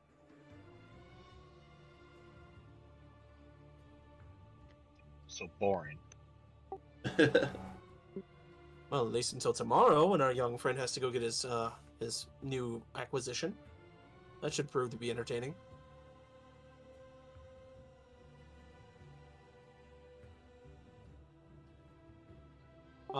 With that, I'm gonna let you guys decide what you want to do. I actually had to use the restroom real quick, so I'm gonna step out for just a moment. If you guys want to discuss your next move, I will be right back. Okie dokie.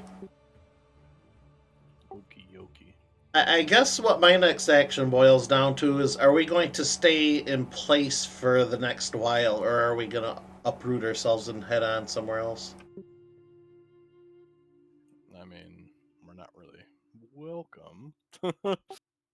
Right. I mean, in the area in general, not necessarily inside the town itself. Are you looking to do your 8-hour magic thing? Yes, that's what I'm looking to do. If we're not sticking around, I won't bother, but if we're Well, gonna... we're gonna be staying overnight at least because Micah's got to get that thing tomorrow, right? That's what I was wondering, yeah. So I assume we'd have at least 8 hours today for the rest of the day. Right. Okay, well, if we're gonna stay a while, you know where to find me, so... Like, you, Snafu, so... Yeah, playing a rather different character personality-wise. I'm having trouble trying to figure out what he would do. Cook all those yummy worm parts you just got, right? Yeah, he's either gonna gather some food or materials or cook something. I don't know.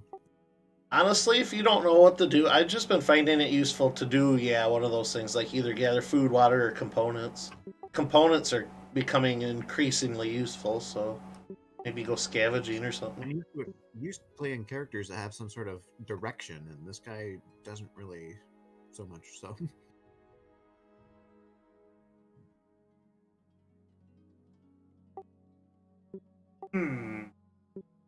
Yeah, but essentially, if we're gonna stay in the area,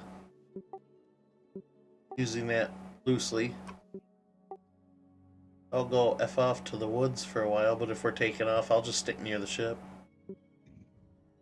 Yeah, unless anyone else has anything they need to do, I don't think there's really a point for us to stay.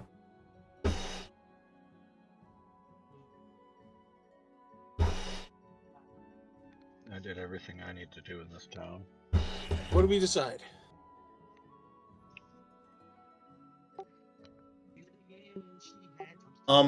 Sounds like we're just sticking around long enough for Micah to complete what he needs to do, and then we're gonna head on out. Okay. You guys gonna camp here on the island of Lido in the kind of in the wilderness area? Yeah, if we're planning on staying at least 8 hours, I'm gonna go do my thing where I try to, enrich the local wilderness. Okay. How about the rest of you? Michael, what are you doing? Just picking up my thing. All right, like we during this rest. I'm Gonna just rest or resting. okay. Yeah. Anybody else have anything that they want to do during this rest? I think maybe Snafu will just see what kind of materials or food he can gather. Just, you know. Okay, go ahead and give me a survival test.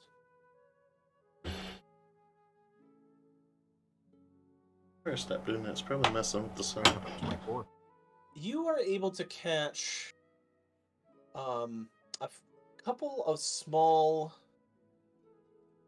I'll say like small reptilian creatures that you can use as food. Give me one moment here. Reptilian. Is there enough? Maybe I can just cook dinner for everyone tonight. You're able to find I'll say like a small group of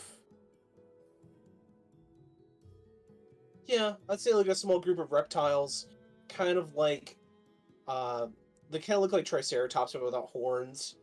No Tiny little ceratops. lizard creatures. You're able to snag a few and roast a couple, kind of in an impromptu campfire.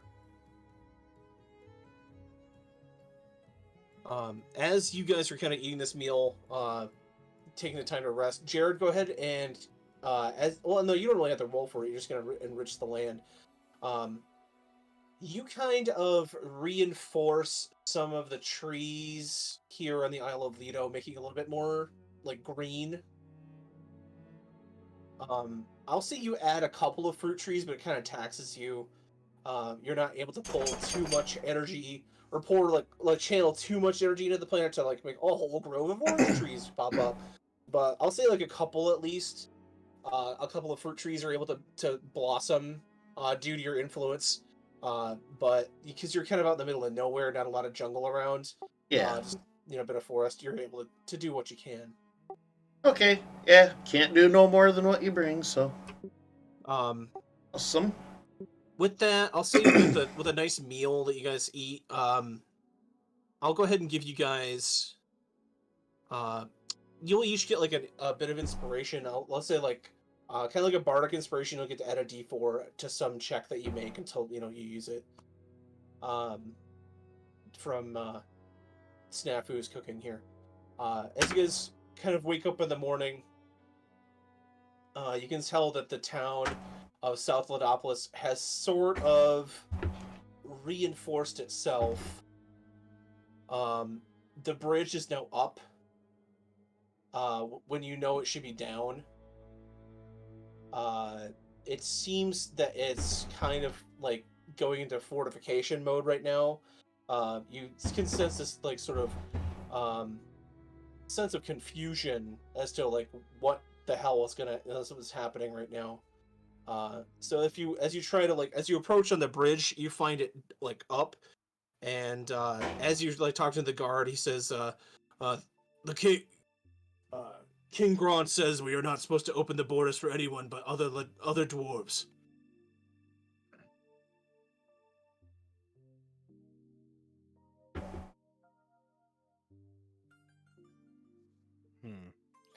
Uh, could we just sail over there? I mean, you can try to dock if you want. Yeah, we'll just do that since they want to close the bridge. Ungrateful lot. All right. As you guys make your way back to North Ladopolis, you're greeted pretty well.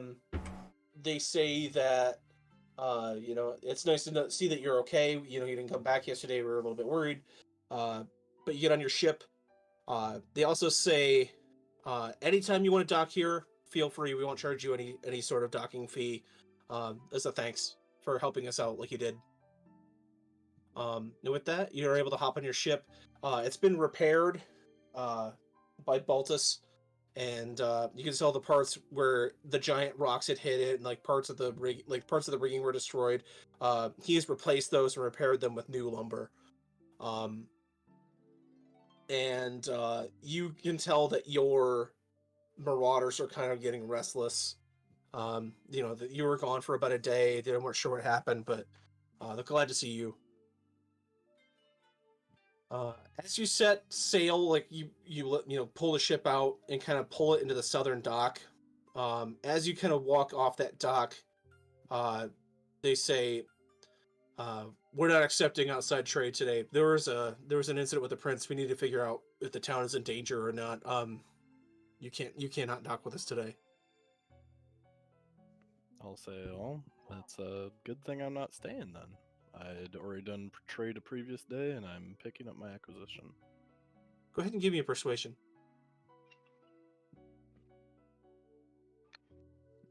Bring up my character sheet. 17. He says, "Okay, look, I remember seeing you yesterday. You'll have 3 guards with you. You'll pick up your item, and then you'll be escorted back to your ship. Is that amenable?" That works for me. All right, come with me. And you see the guard like wave down 2 other guards, and you're getting this. You get this escort from the dock area to the bazaar. You sort of ask like what shop did you need to go to? They point out you point out the armor that you went to yesterday. As you walk inside, he's got a package wrapped in leather with a bit of cord, like up on the table, and you can see he's like just finishing up he's got like a clay mug of some steaming liquid. It's very aromatic. He's just, "Oh yes, it's good to see you, young master. Uh, I have it here for you. Was able to get it done just in time. Um, I was not sure if you were planning on trying it on here or if you wanted to take it with you, but he hands you the package." Gotcha. I'd say, well, I normally would have no problem trying it on here, but due to the high political tension in the air, maybe it's probably best I just take it and go. He kind of leans out and sees the guards and says, "Oh yes, I heard the prince was caught mingling with the giants yesterday. Very, very strange news. I wouldn't have pegged him for that sort of person, but I guess you never know. Um, Either way, I hope you get use out of this, and I hope to see you again." I'll thank him and say, well, you never know. If things die down here, may be back. Um, as you take your package and the guards start to escort you, as you walk past one of the docks, you see a dwarf like nailing up a series of pictures, and it's you, Pyretta, Rocknar, Jesse, and Snafu, like Jesse. Wait, one what? for questioning, like tacked up on the side of this building. I knew I should have killed him.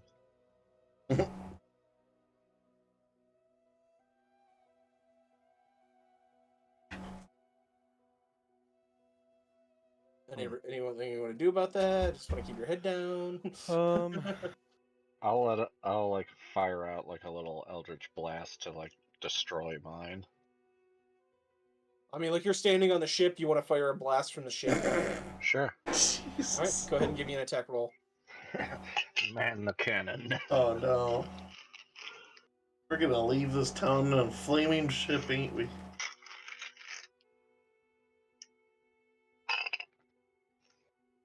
Uh, 16. You burn a pretty good sized hole into your likeness that's on the wall. You see the guy that's nailing them up sort of drop his hammer, and like kind of look and, "Hey," and you see him kind of run off. Micah, you're like walking to the boat when you see him hit this this guy, like near this guy, the picture of Kiliani, and the guards kind of look at you and look at him, and then like there's a tense couple seconds. Tell him to square up, thought.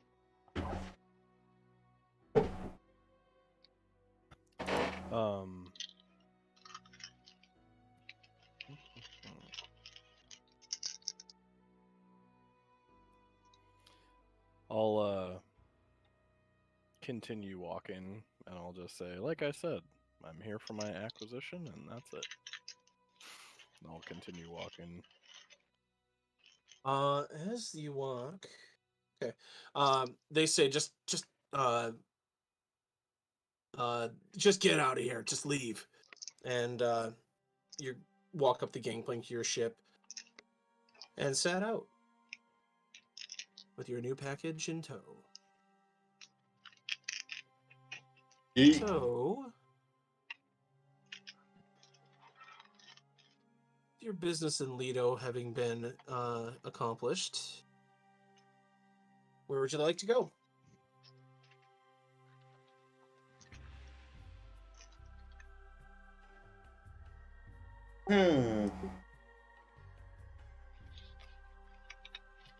Weren't we heading toward Gulg?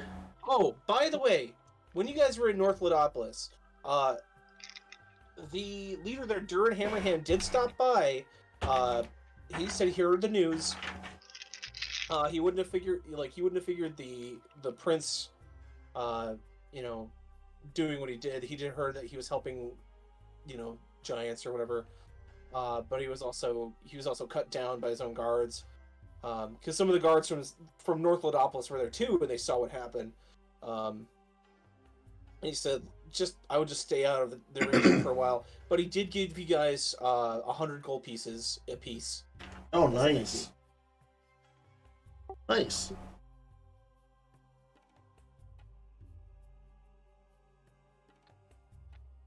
I forget where Kolg is. Oh, yeah, ultimate, yeah, I think we're forking around, yeah. But how long does it take? Because we can move 3 squares a day, right? Let's see. You're at full crew. Depending on the terrain, probably. Each square is 25 miles. Let me look into this nautical nonsense.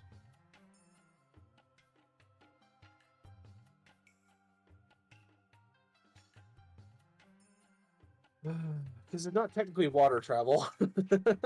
That's the thing about that. It complicates a lot of things. It's not quite overland travel either. It is overland though, Not solid land though. but it is over it. That is true. I'll say for the time being, until I can nail down a number, you guys can move with a full crew because you guys do have a very full crew. 4 spaces. You can do 40 miles in the ship, or no, excuse me, 4 spaces, 100 miles. You can do 100 miles on the Silt River a day. With you take a shift, and then Alton takes a shift at the helm. You can always make it a little bit lighter to sail. So, have we heard anything? I'm digging the vibe of this Grox pool to the north of us. Have we heard of anything about that? Go ahead and give me a history check. 18. You know that it is a oasis that is guarded by a few independent mercenaries and guards from a couple of trading guilds. But there's also a few smaller settlements next to it. Jeremy, you know that place very intimately because on the mountain range to the east there, that's actually where your master lives. West. The guy that taught you giant magic. And it's also the resting place of Korra.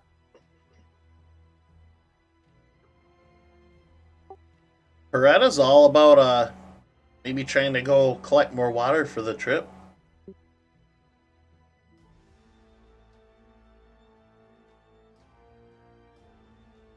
I mean, it's on the way anyways, so Yeah. yeah, we can get there and resupply and stuff. Okay. Go ahead and move your guys there. That is As you guys pull up to Grex Pool, you can tell that there's a small area off to the side of the Silt Sea where it's not a fully functioning dock, but there's kind of a landing where you can, pull your silt ships up to try to get in there. As you walk off there, you see a couple of guards with the House Tromblador sort of like tabards on, in a small sort of like a guard post, like a tower, and as you're let up, you do have to pay a toll to use to take water from the oasis because it is a guarded oasis. It's going to be 5 gold, but you can fill up to 4 gallons. Excuse me. Okay, that's not unreasonable, I suppose. Is that 5 gold apiece for each of us? Yeah.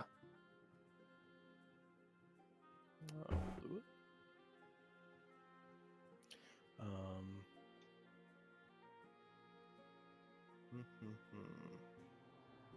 Just trying to think how many people I'm forking this fund for.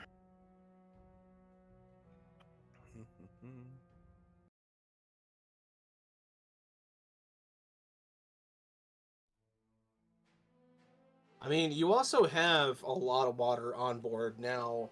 I know you guys bought a few gallons in Ladopolis. Yeah, so far I've got 3 weeks and 2 days of water and food. Okay. Because I think we said you guys have 1, 2, 9, 10, 12, 14. Other than the players, you have 7 14, so it'd be 19 marauders. people total. Yeah, 7 marauders, 3 crewmen, and then Alton, Talsir. So yeah, Crewmen. that's 12. And then They have the King 2 Strider, kids. the 2 kids. So you have a lot of water on there already. If you wanted to do, you would need 20 gallons per day. So if you wanted to buy 5 times 5, so 25 gold pieces would be a day's worth of water.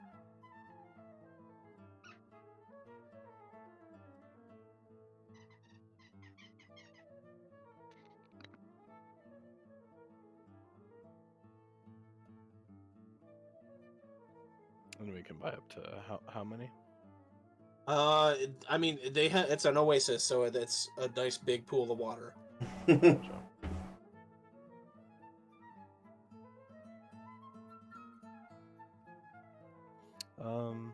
Just to be clear, how much are we getting per 5 gold there? What did I say? It was So you said 4 gallons. 4 gallons. Yeah, 4 gallons for 5 gold. Okay.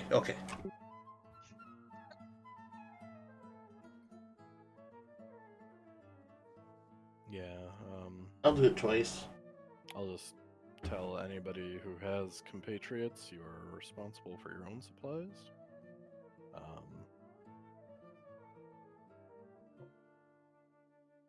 Yeah. Because, yeah, I've got my whole platoon here to take care of, so. Okay.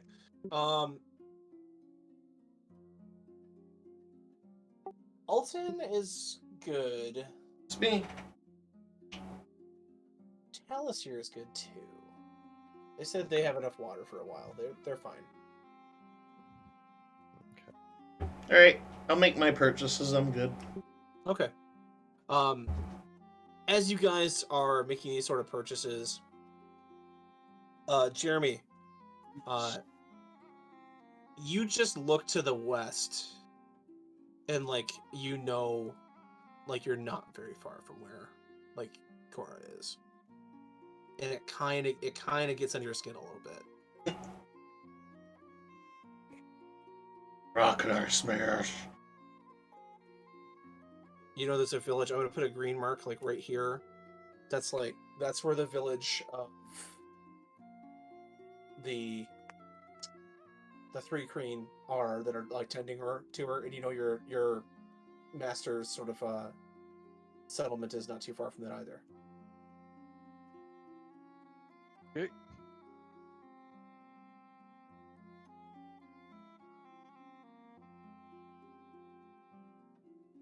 Anything you want to do at all? Any stirrings in your heart there, Ragnar? Kind of like I have like a little memento of hers, and I'll just kind of like hold it in my hand. Okay. With that, it's close to the end of the day.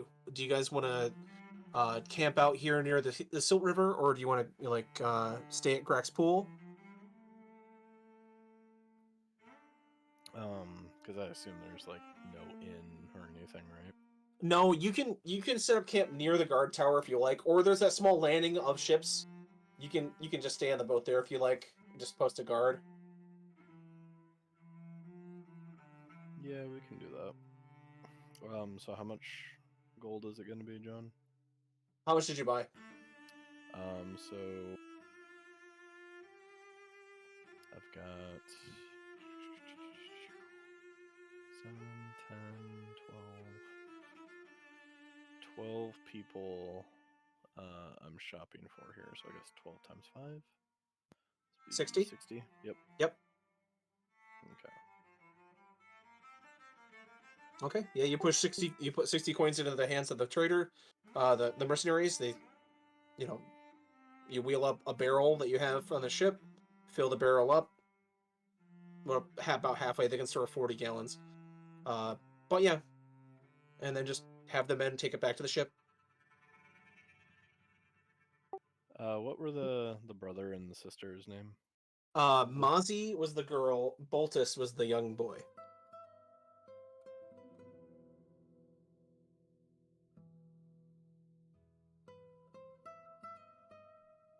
They have kind of a Bat and Lynn energy. If I'm being honest. Boop. Boop. Rapscallion. You rapscallion boop. Okay, so that got us one more day of water, right? Yep. I mean, you never know when you're gonna need it. I mean, you have a week's supply on the ship, but I mean, whatever you can stock up is probably a good idea. Okay. Yeah. Well, unless there's anything anybody else needs to do, chuck fireballs, threaten to kill a chief, visit a forest. Actually, yeah, that last one. If we're staying here overnight, I'd like to continue my wilderness sabbatical. Okay.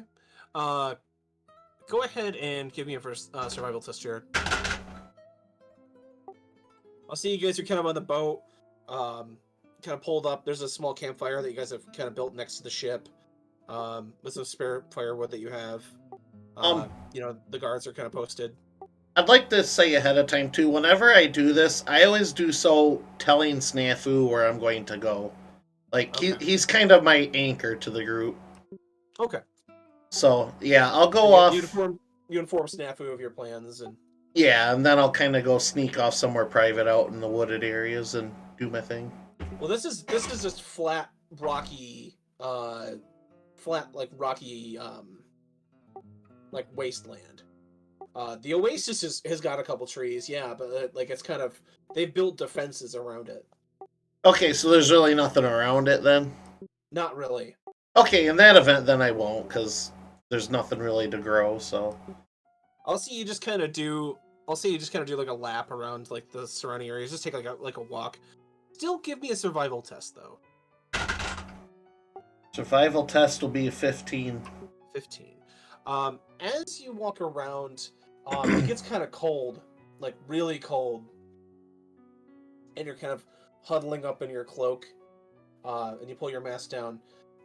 As you're walking, you do notice that off in the distance, maybe about 5 or 6 miles away to the west, you can see what appears to be about 5 or 6 large humanoid insect creatures with 4 arms apiece, like riding like kanks which you've seen as the large like beetle mounts. They have like spears made out of some strange chitin, and like bows and other types of weapons. And you can tell that they're approaching the oasis from the west. Does it look like there might be trouble? You've never seen creatures like this before, so you're not quite sure how to gauge it. You've kind of just grown up in the jungle, but these look like sentient creatures. Okay. How far am I from the ship at this point? I'll say you're still around the oasis. Maybe about 2 miles. 2 miles? Yeah.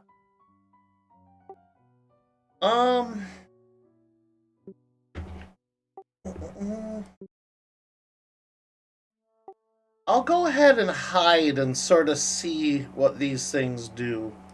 Okay, go ahead and give me a stealth. That's pretty good.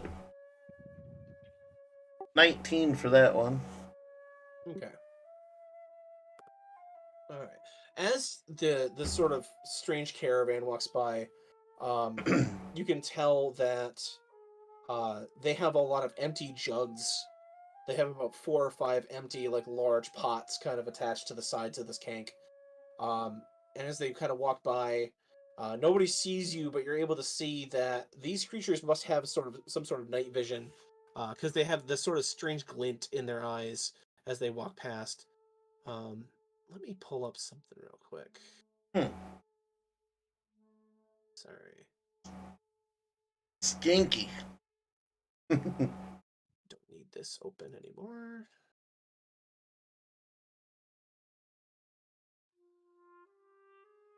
Don't need this open anymore.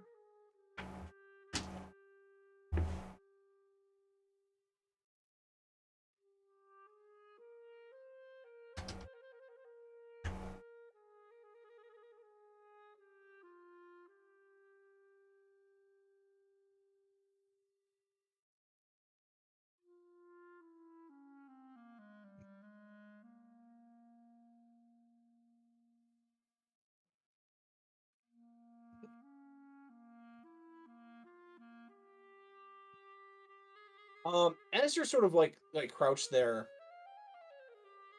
you see one of the creatures kind of scan over, and like you can see its head sort of cock to the side, and it walks. You see it sort of walking towards you. It doesn't have any weapons drawn. Um, it has like a small knife kind of on its belt, but nothing really. It's not really doing anything dangerous. He gets about maybe 20 feet away from your hiding, and he says in this very accented sort of clicking voice, "Does this one need sustenance?" I'll reveal myself. No, I'm fine. And yourself? This one is gaining sustenance with its clan. You are strange, Pink One. You are fleshling, but you wear bones of creatures from far away.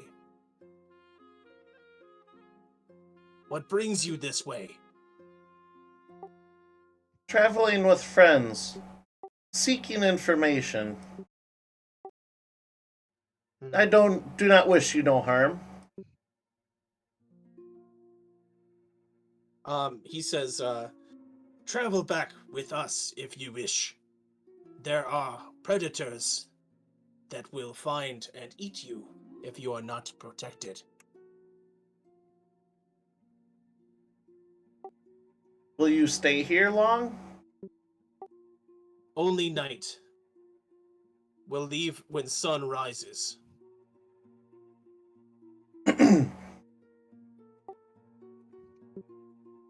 Many predators through here? As you kind of walk around, he says, Yes, large, Bazrock. Thick hides. Very angry, very dangerous. I can bring friends. Do you have time? he sort of looks oh, excuse me. They are not Basrag. They are Braxot. Excuse me. He says, "Not needed. We are mighty warriors. We have our own means of protection."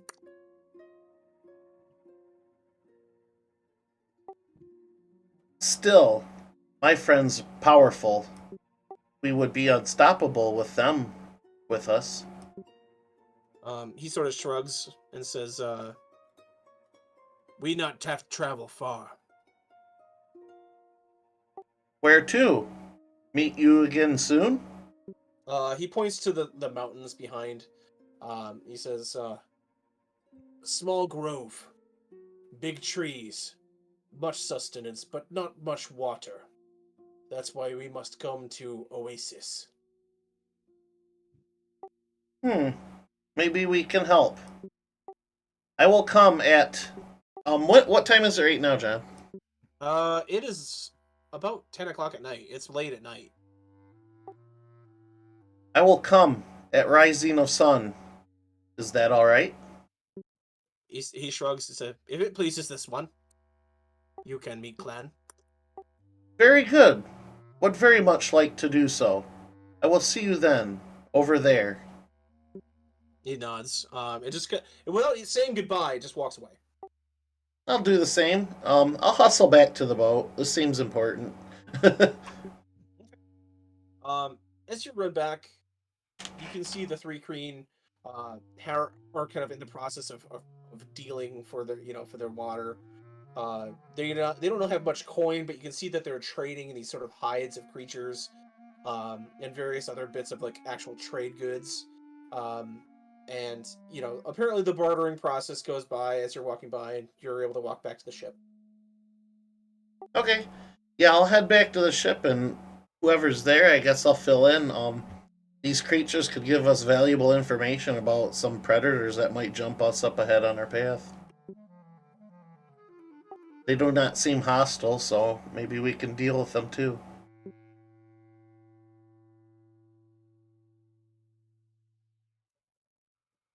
I mean, the rest of you Maybe guys, they know a lot about local food too. Jeremy, you know these guys pretty well. This is the Longstrider clan that you have met before. They're pretty well adept at staying protected. But it's up it's up to you if you want to share this information. I'll greet them and ask them how they're doing. After you hear like, oh hey, they're here, you walk over and you recognize one of the people that's in the caravan. His name is Groknak. You write him down, Grok. Knock. Was this any relation to Jameson's old clan at all? Uh, Or just a random three Kreen clan? It is I now. I guess. I wasn't right. That was so long ago. I'm not even sure where Jameson's clan was located. Retcon it. But I mean, yeah, we could say that. We could say he was a Longstrider. Um, he walks up and says, "Ah, Headhunter. It has been quite some time. How goes your adventure, your quest?"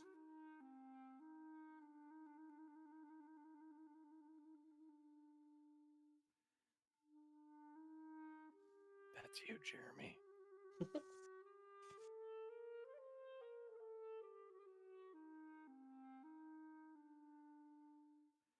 Jeremy, you there, buddy? Uh, You're cutting in and out, though. This is better.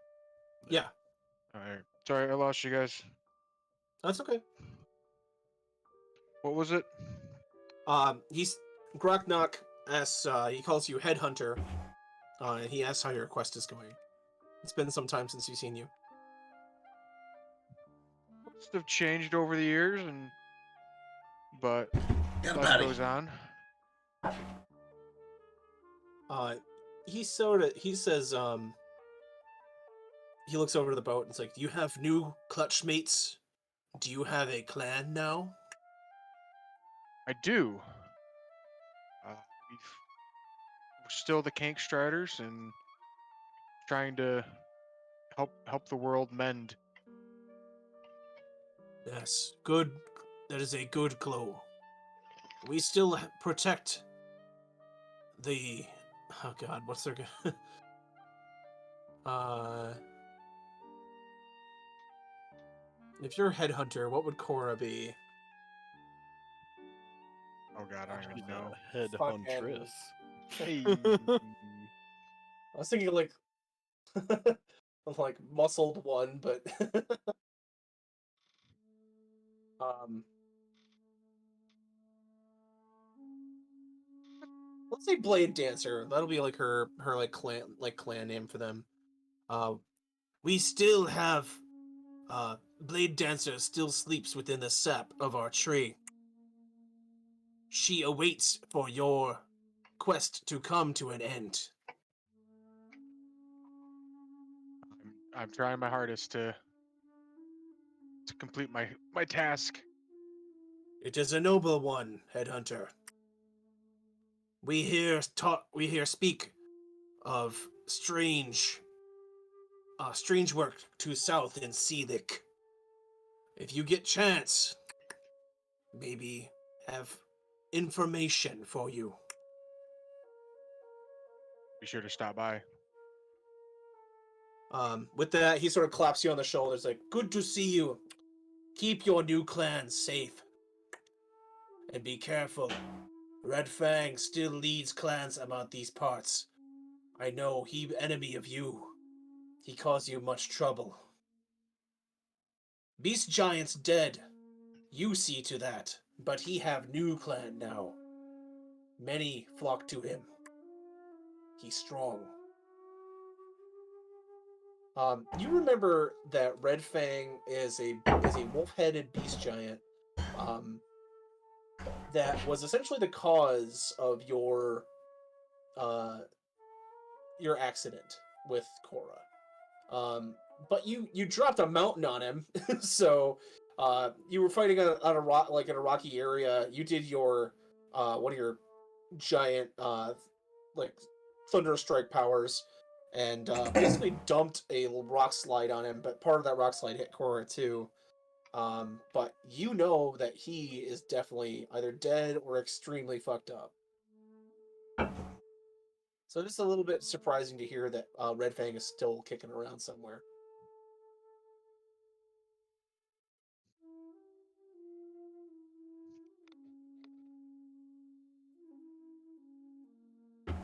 Either way, headhunter, may the winds be at your back, and your belly full of water. And Graknok walks back to his clan and camp set up for the night.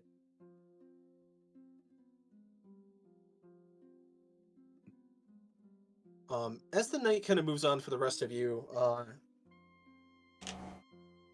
meeting goes pretty. The evening goes pretty easily.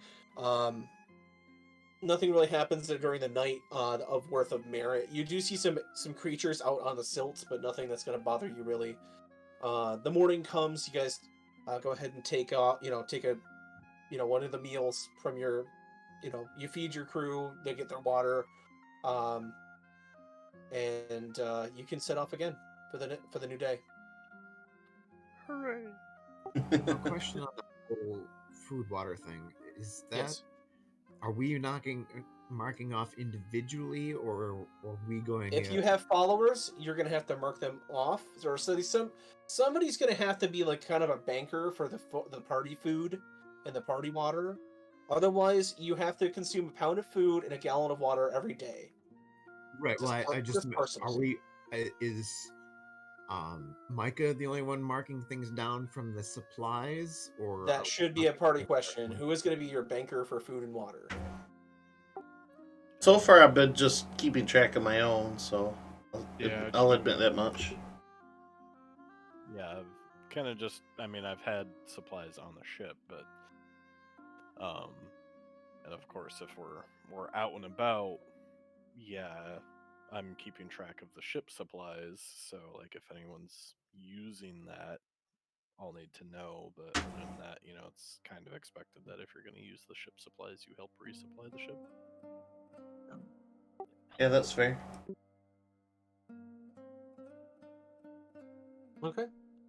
So you guys get your meal for the day, no matter how, no matter from what source, but you are able to get yourselves well fed.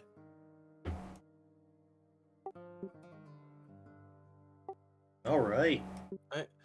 As the morning comes, you see the three Kreen from the Longstrider clan already kind of like getting ready to move out. So I guess it's up to you if you want to visit their village or if you want to continue forward. It's up to the crew. Where's the village? Is it that green square? It's that green square. We're moving on.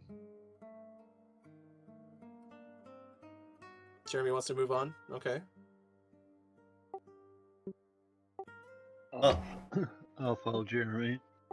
I've got no real bond with this place, so Okay. Seems like we're moving on then. okay. Moving on up. To give you one last wave as they walk off into the desert, and you guys get your ship all set, and you go ahead and move your squares. We're going up to gold. You are, as you kind of roll out the map that you have in your collection, you can cut across to here, but there's no settlement here. You can go to Alatuk. It's a trade town to the north, and you know that there are docks, so you could dock the Sea Sprite if you wanted, and then do land transport to Gulg if you really wanted to.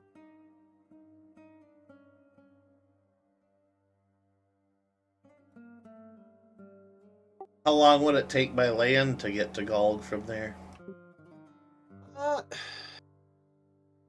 Depends on if you want to put everybody in on mounts or if you want to just have some mounts and like land walk.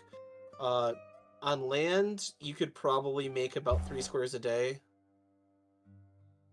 If you're mounted, I'd say 4. You have enough mounts for part of the party, so you'd only have to provide mounts for the rest of them, or if you just wanted them to stick behind and not take the full army of people with you, they could just stay in the trade city. Yeah, that'd probably be the best move. Either that Or you could just leave some of your forces here. Oh, Jeremy, by the way, Voron's gonna take you out for a morning survival lesson. Go ahead and give me a insight. Fuck. 10. 10. Okay. You're one. I'll say you're a quarter of the way there. Go ahead and just like mark down like 1 of 4 survival training.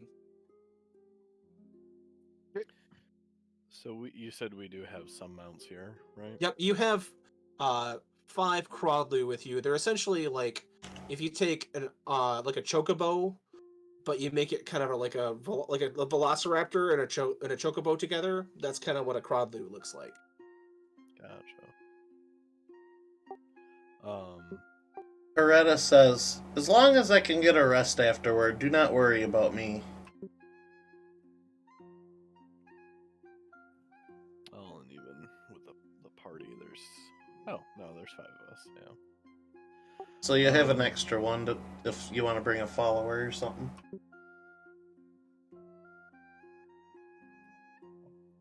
I don't even remember why we're going to Gulg. I don't think that's part of my agenda. Unless anybody else has, I do have an agenda in Gulg. Well, then I don't think you should stay behind. No, I'm not staying behind. Okay. I can- thought you said like take a follower if you want. Yeah, I can turn into an animal that can traverse the land fine, so I don't need a mount, is what I'm saying. Gotcha. Yeah.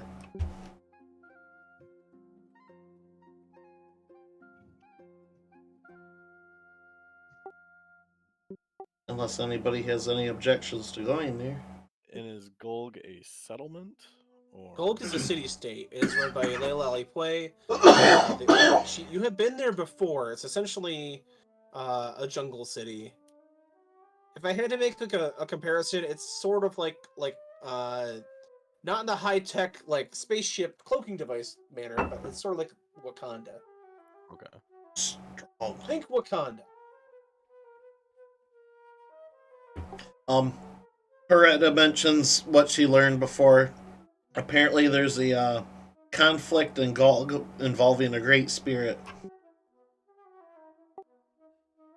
And personally, I had a vision of a horse with a man who previously said a name that sounds vaguely familiar to me.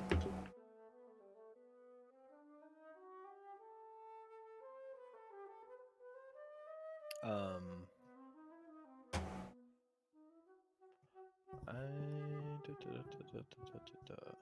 Sounds like a fever dream to me. That may very well be, but I do not like having questions unanswered. All the same. What's the best way to get the ship to Cromlin?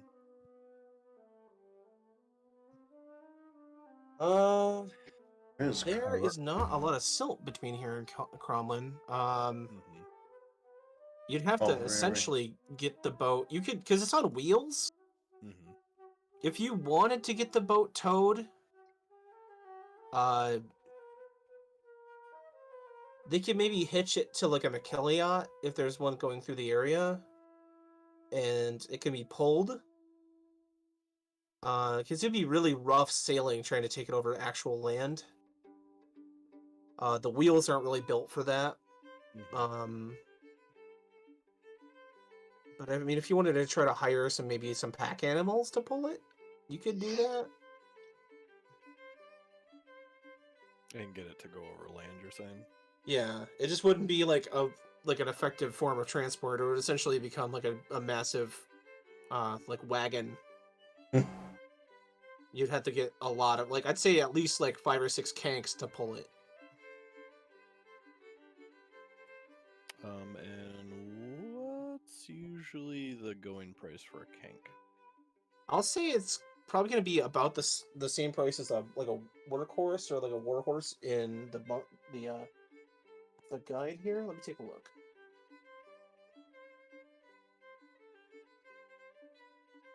Equipment.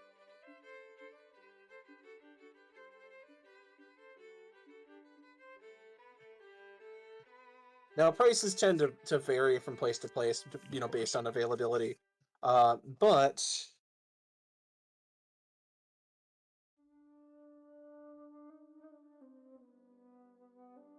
for a war horse, nah, I'd say maybe not a war horse, maybe a draft horse. Yeah, we'll go riding horse. We'll split the difference. I'll say it'd be about 75 GP per kank. Because they're affordable. They're like the affordable alternative to like larger animals. Okay. You could always get a 5-finger discount. So I guess everyone who feels like being a part of the council, I'll have meet in the captain's quarters. Okay. It's and not a I'll big have- ship. It's basically just the inside of the ship. I'll have the map out, and I'll say. So I think the best plan of action is to either, well, to get here, and then split the agenda, because we need to get the ship over to Cromlin, and there's not an easy way to do that. So I think the 5 of us will take land transportation to Golg, and then I'll point to Riker, Alton, and Talasir. Let's try to remember his name. And I'll say, and between the 3 of you, take the crew up to, is it Altaris? Alterok, okay. And either by means of Kank or if there is a what did you call him, John? The Kiliot. It's a big land animal. I can show you a picture. They're usually like armies use them to transport like masses of soldiers, but you can also get them to haul like tons of materials.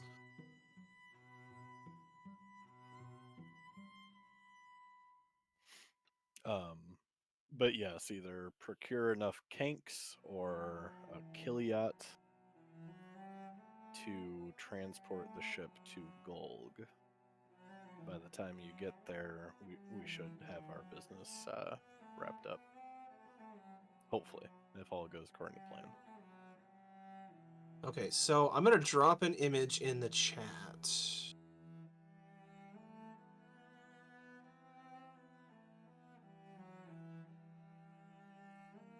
That is a Oh. picture of a couple of Achilliots hauling a war transport. Gotcha. Okay. You should be able to hitch the boat to the back of that, and they should be able to pull it like behind them relatively easily. You would just have to find if there is one there, and essentially get them to pay them to help carry the ship. Right. I'll say between the three of them,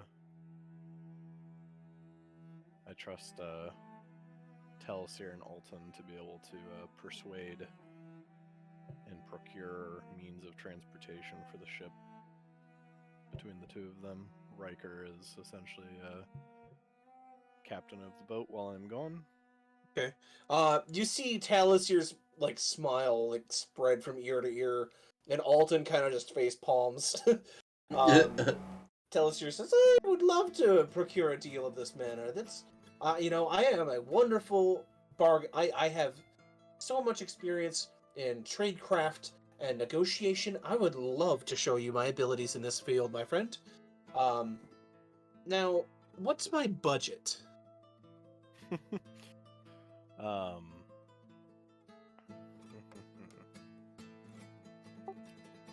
Beretta offers to purchase one of the kinks for travel, seeing as how it's in her interest to head this way. You said it's like 75 per. 75 per kank, usually. It might be a little bit more expensive out in the boonies. Well, whatever the price, she'll purchase one of them to help. And then do we know how much the service would go for roughly if they have the Give me Kiliani. the Kiliot. Give me a insight. Okay. 17. With there, that there's a war brewing between Tyr and I believe Rom to this, or I believe it's Uruk or Rom, one of the two. So there's going to be a lot of Achillot travel between the west and the east here. It should be relatively easy to secure transport. You'd say probably about 500 gold for the service, because I mean they're just literally pulling it behind. They're not doing anything extra, and the crew can probably help like maintain the ship and make sure that it's not wrecked during that voyage. So Gotcha. Let me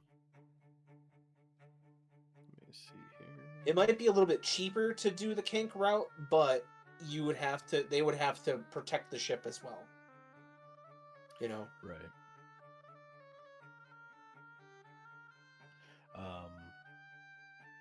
I'll give him 500 gold. Okay. And I will say, between Alton's judgment and your skills of persuasion, 500 gold should be plenty, either for enough kanks or for Kiliot, and to make sure that the ship is, I guess, land ready. I'll try to stretch the coin where I can, but I'll do my best. If it turns out you use any of your personals, I'll trust Alton to keep an eye and keep me informed, and I can reimburse you. Don't be stopping at every McDonald's on the way between here and Cromlin, okay? I want to see Right. those receipts. But yeah, so then I'll just go over the plan one more time. That will basically go here. The ship can continue sailing to Alterac, and we will take Kinks up to Golg. Okay, sounds like a plan to me, my friend. Alton also nods and says, "Seems very wise. Are you going to be taking any of your crew with you?" We don't have enough Kinks to get there. I mean, I guess we could take one person if Pyretta doesn't want a Kank, but She nods. I have my own ways. Right. Between the three of us, we should be able to see this through. I don't see any problems with this plan. So I guess there's one slot open if you want to take one person with you. I know, Jeremy, you have your King Strider, Voron. He is a warrior. You have your acolytes, Jesse, Jarek, and Ari. You can take one of them. Um, I'll take Jarek. you want to take Yeah. Jarek? I'll leave Voron behind. Leave Voron behind. Okay. And then the kids, of course, the kids will stay behind. Unless you want to take a couple children into the wastelands, just a liability. We could. I might get hungry. You started this morning as like regicide, and now you're slowly sliding into cannibalism. right. We were Yeah, off on- the Cannibalism meat and just chaos. comes right off the bone, John. When they're that young. You gotta make him. You gotta make him do some housework before get him nice and tender. Okay. So with that, you guys sail north. Um, if you want to put your dock up here,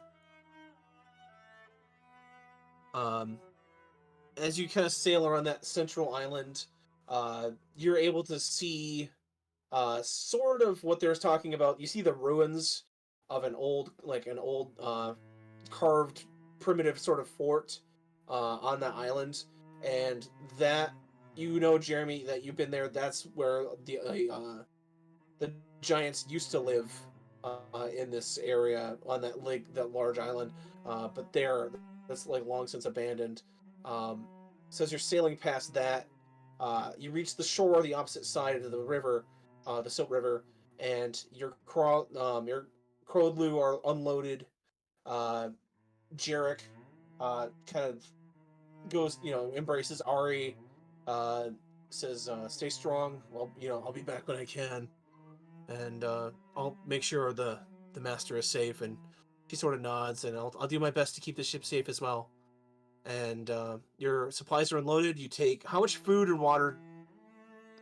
You can't take a whole bunch, but you can take enough for 5 people for probably about a week if you'd like. How long would it take us to travel there? On land, we can move 4 squares at a time, so we should. Because be you're able to get mounted there in with a 5 day. people, so yeah. Okay, so we don't need quite a week then if we can restock once we're in. Mm-hmm. Yeah, I'll take a couple days worth. Is it with a Crodlu? Is it like a horse where you could have 2 people on it, or no? Remember, it's like a chocobo. So Mhm. imagine like a large bipedal bird with kind of an arch back. You could fit 2 people on it. It'd be kind of a uncomfortable ride, but you could do it. What size creature is it? I guess it doesn't matter. What's its CR rating, I should ask? I'm about to check that too. Okay. Crodlu is a large beast. It is a CR3 creature. Oh, okay. Actually, now that I think of it, I could probably transform into one of these and carry somebody else. Yeah, if you'd be willing, I could bring a crewman. All right.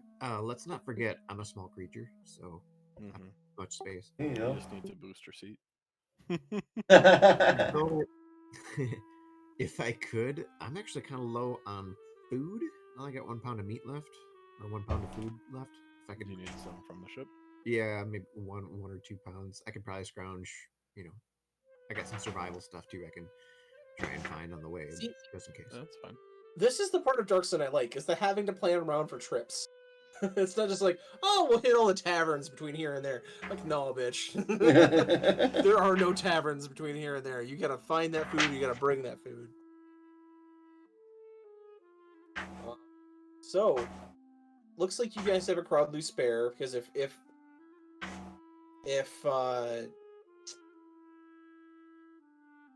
let's see. I'll say maybe Jarek will probably offer if you want to ride on his crowd with him, Snafu.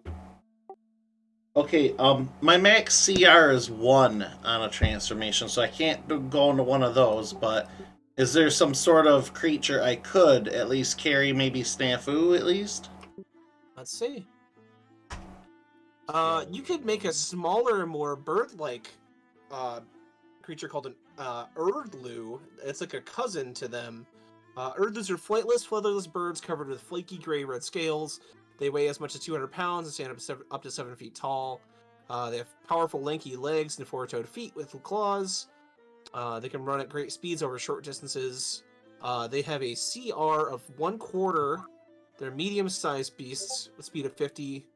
So yeah, Okay, turn yeah. into an Erdlu. I got up to a CR1. I'll carry somebody if it's even just Snafu or whatever. Snafu, I mean, you got a more U-sized bird mount there if you want to ride Pyretta. This will spread rumors back home, but they don't need to know. What happens out in the silts stays on the silts. That's right. Yeah, and then since Riker's going to town, I'll take a different Marauder, and I'll have to come up with a name for him. Yes, you will.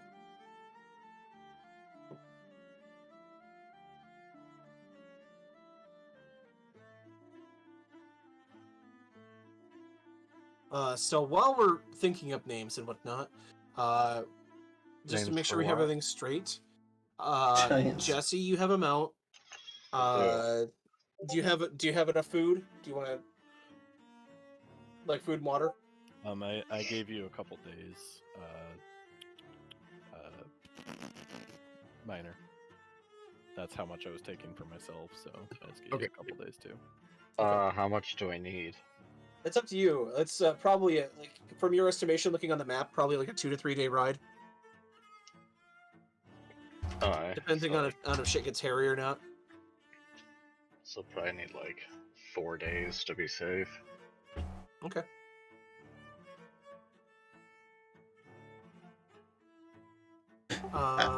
Just for laughs, I seen that a giant spider's a CR1, so Aaron could be riding around a giant spider. Wouldn't be as fast though. No, I'm totally joking. I'll still stick with what you got, but just the image of a halfling riding a spider through the desert cracks me up. That would be fucking terrifying. Especially if that halfling on the back of a spider is like fucking Chris Kyle, level of sniper proficiency with that bow. Oh damn! I'm shooting a target a mile out. I have to adjust for the curvature of the earth. By the way, Shelob here is gonna eat you after I get you. Pretty much. I was gonna say Samwise would be a little bit nervous about this. So what I'll do is, because it looks like we have everybody all set here, I'm going to make a second party token. Copy, paste. And then this I'm going to mark with, let's see. Well, how the map got moved up there, but A snail, because it'll be slower. Mm. And then this will be the ship being transported. But that's where you'll know what was last. That's kind of for me and for you. And then this will still be the actual direct party. So As you guys are offloaded, kind of right here. Sure. I'll say the ship continues its journey, kind of off in the distance. You guys say your goodbyes. Mikey, you take your as of yet unnamed marauder with Oh, you. he has a name. He has a name. His name is Gildus. Gildus. Gildus. You take Gildus with you on his mount. Jared, you transform into the Erdlu. The rest of you guys are up on your mounts, and you still have half a day's worth of travel if you'd like. You can get at least a couple squares through this journey, if you want to follow along the trade road or the People's Road, I should say. Is it mostly open space on the People's Road? Yeah, it's if we look at the map key here, it is scrub plains, which I believe is like light, like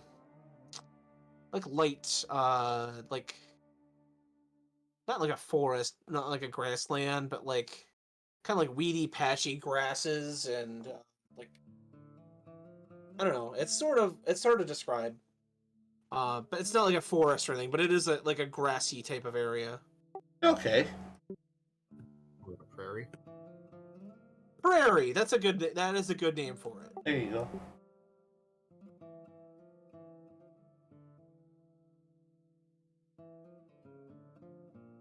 It just seems smart to keep going, pushing forward, yeah. Yeah. Because we can go. How many more now? Since we technically moved on the ship. You can One move square? 2. You got half a day left.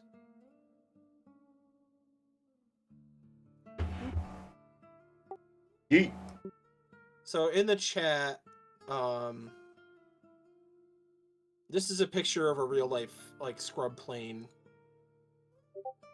It's got like, like not like a forest, but it's got like, bits of grass and small vegetation. But it's not like a full-on woods. All right, John. At the end of day 1, I want to try and see if I can find some food, hunt for some food, scrounge some up extra.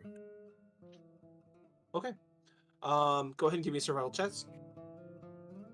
Ooh, how about a 29? Dang. 29. Whew. You are able to bag yourself in a whole Inex. That is a medium-sized creature. So you're gonna get at least, let's see how many pounds worth of food. That's pretty good, dude. Go ahead and roll a d6.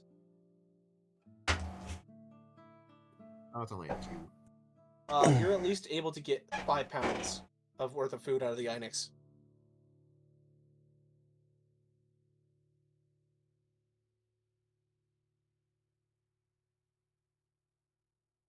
Cool beans. It's not exactly the most it's not like covered in hamburgers or anything like that. It's kind of a lean creature, but you're able to get some good meat out of it. Covered in Especially- hamburgers. Never thought I'd heard that term in my life, but there It's not it like, is. you like hunt a wild deer and you cut it open and a bunch of fucking whoppers fall out. McDonald's cheeseburgers. Yes. You mean But yeah, the you're able to dog? get some nice cuts of meat. As you guys camp down for the night, who's gonna set watch?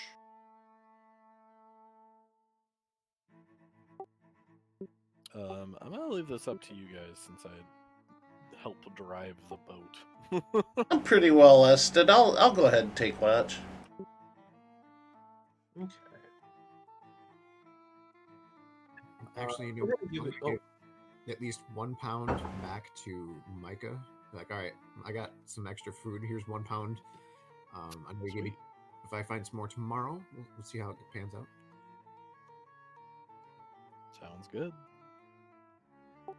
I'll kind of nudge Snafu if he's feeling well rested. Why don't you and I wax nostalgic while we keep watch? You go ahead. I had to find a map real quick. You Okay. guys went. You guys went east. I assumed you're gonna go west. Of course. You're good. You're good. You're good. I had to just download something real quick. from Incarnate. But those of you going on watch, go ahead and give me a perception test. 25. Did not take that much effort to put my fucking headset back on. Well, I'm really good at looking at stuff. Okay. I'm still Give me messing with one the moment. code. Export. Yes. Save. Put in the maps folder. Okay. Then roll 20. Upload. Man, when I first started using Roll20, I was a complete like scrub. Like pro. Absolute pro. I like how you can check how many hours that you've put into it too. Man, I don't even want to see. That's just. Still got a beat. You would. But I've been playing this for what, 4 or 5 years now. If we ever get a digital tabletop, though, like if we, like when we're playing in person again, I want to eventually do the thing where you put a TV screen in the table. Yeah. Like I would still probably use Roll20 for like the boards and stuff. What I wouldn't have like 3D terrain I want to build for like a certain counter or something. All right. Almost ready, guys. Almost ready. Hey, cool.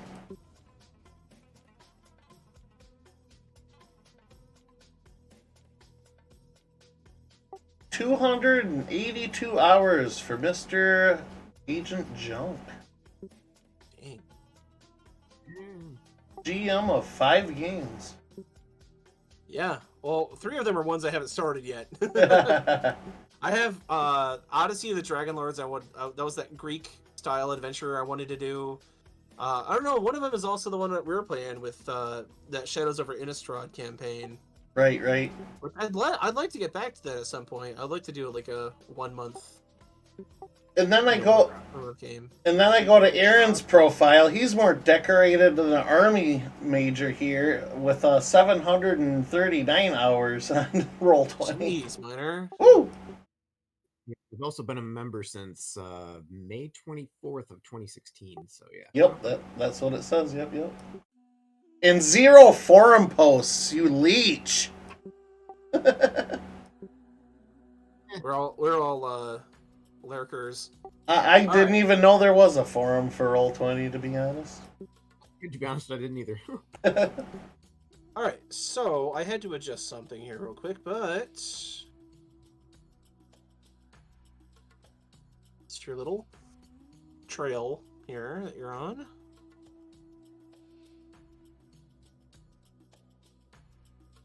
And let me get my camp thing going here.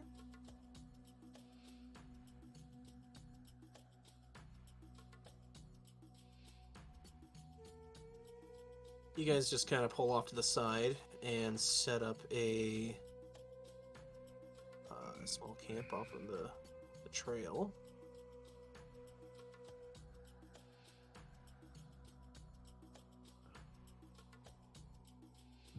Let's see, where's that campfire? Here's one. Not that big. It's a moving bonfire. So Is you it a guys are gonna mimic? make camp probably around here. They got a little campfire going, and I'll say your mounts are close by. I don't know, the way that campfire's moving around, I question if it's a mimic. How is it moving around like that? I don't want it to move around.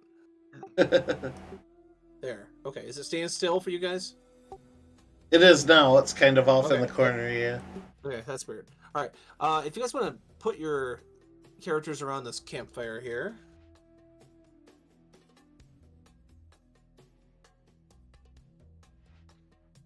Jared, as you're taking your watch for the night, you see kind of off on the other side, a ways away, a creature kind of moving silently.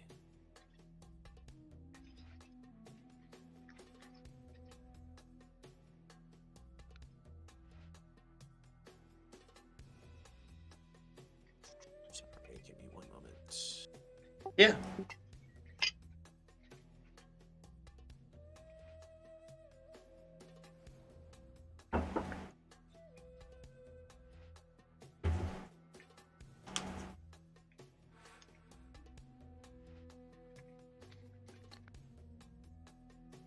This is the really exciting part where John looks up the creature that he's going to throw at his party.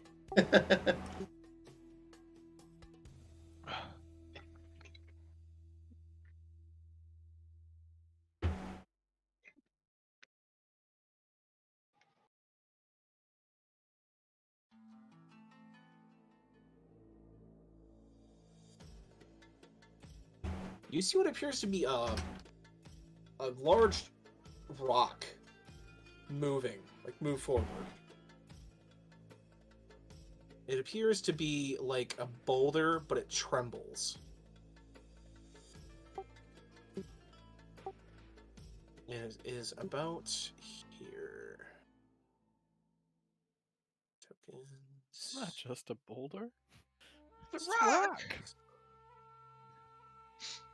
Is it a rock lobster? Pioneers used to ride this for miles.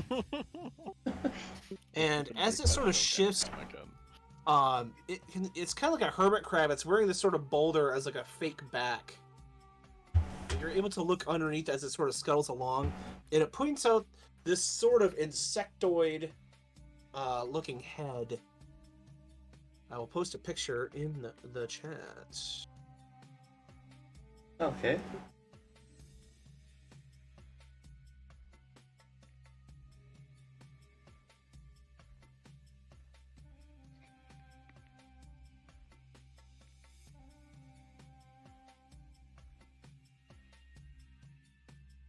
Where did my Discord pane go?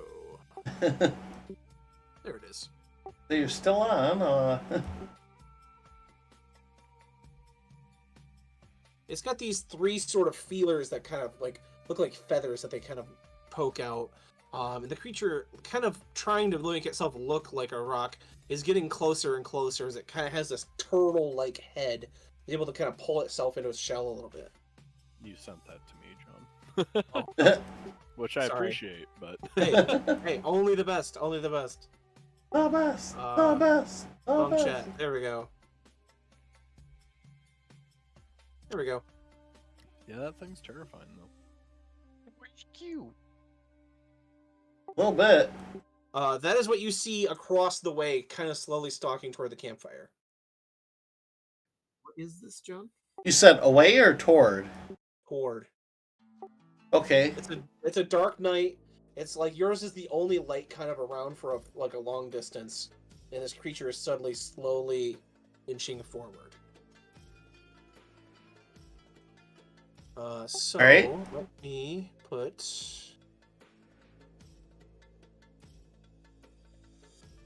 I'll use Villager 2 here for Jesse's follower. Disposable unit number 2. And then I'll use this Marauder token as Gildus.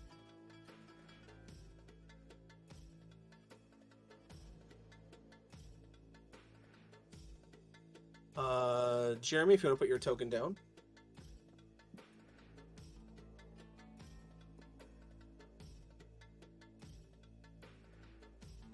As you guys are looking around, you notice Jared point out this rock kind of moving closer to you. And as it kind of gets, as you all sort of turn, it kind of knows that it's been made and just kind of stands up on all four of its legs, and you can see its things sort of its antenna sort of twitching around. You guys want to give me initiatives? He kind of failed his sneak ability here. Having stood guard, could I take a surprise round, or am I stretching? You know what I'll do? I'll give you advantage on initiative Okay. because you were the first to kind of spot it. Which I needed, because one of them, my rolls was a 2.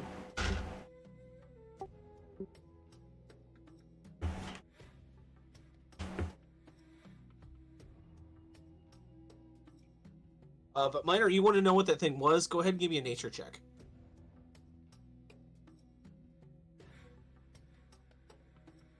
Being out of character, actually, but I'll give you the nature check anyway here.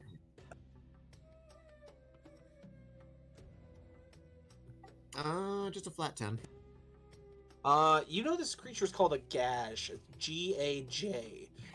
You know it is a psychic beast that can inflict a lot of pain with those feathery sort of tentacles on its head. No, I was just curious because that's the one in that book you gave me. That It is. yeah. Still haven't finished that thing yet. I keep slacking on that, but yeah, that's what you started describing. I was like, hey, this sounds familiar. All right. Let's start at the top of the order. Jeremy, what'd you get for initiative? 19. 19. Jared, 19 as well, actually. you guys act together. I'll give Minor, it to you, Jared. Okay. Yeah, you're not awake yet, right? what'd you get for your initiative, Minor? 14. Rockadar doesn't sleep, he just waits. Jesse, 18. 18. Micah, 3. 3. You're so repulsed by the creature, just not able to move right away. Gildas and Jarek.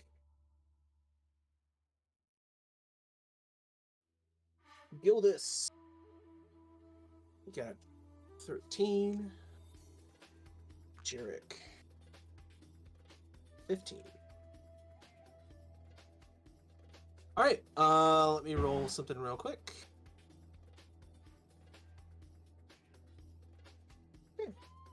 Starting us off is going to be Jeremy and Jared. Alright. Guess I'm gonna try something. I want to gauge its reaction. I'm going to use control flames to instantly extinguish the fire. Okay. The fire winks out and kind of plunges the area in darkness. How does it seem to react to that? As you look back, it has it's not really dissuaded. Okay. I'll just say to the others, spread out and attack.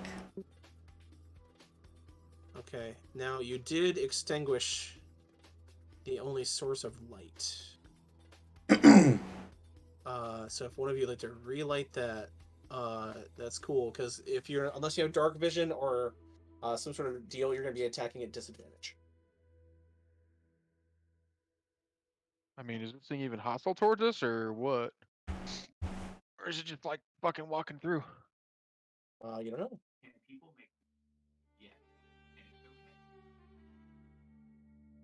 But it is your turn, Jeremy.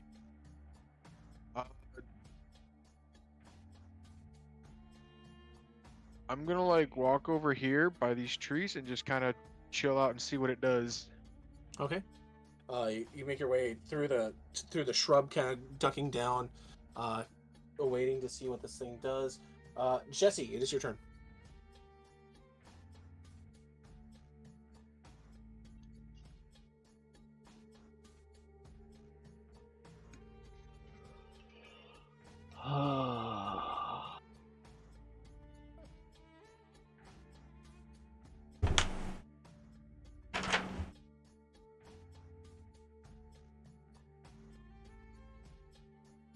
I don't know.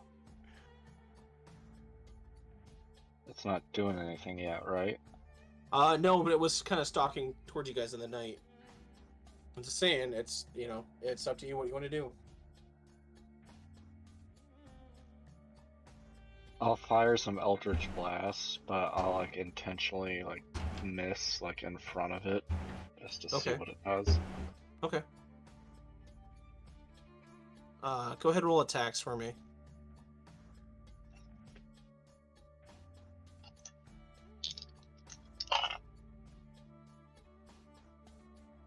A 9, a 15, and a 25. Okay. Go ahead and roll intimidation, and roll advantage.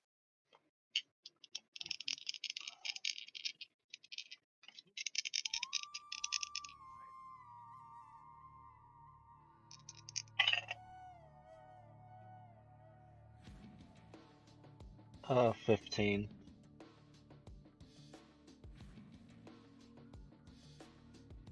Okay. All right, that's your turn. Jarek is going to grab his axe and stand in front of you with his axe held aloft. He's going to take a defensive action. The Gage is going to scuttle forward ever so slightly, and you see its antennas sort of like whipping around. What it gonna do?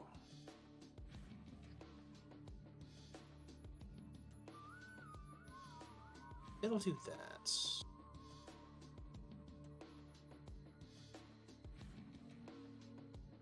Okay, get to Jarek's stats.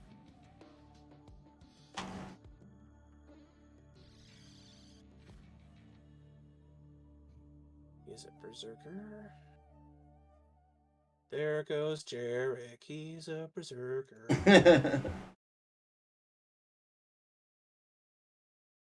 has to make a save, Anybody relight the fire? which he fails. Vision is based on movement. As the creature, you can see a vague outline of the creature getting closer, but from that distance in the complete darkness, we'll say there's like moonlight, so you can see it, but not like in detail. You can see it sort of look at Jarek, and its head turns, and all of a sudden Jarek like puts a hand to his head, and then turns around to you, Jesse, with his axe sort of held high, and he looks like he's got this murderous look on his face. Let me see. Top of the link. Just.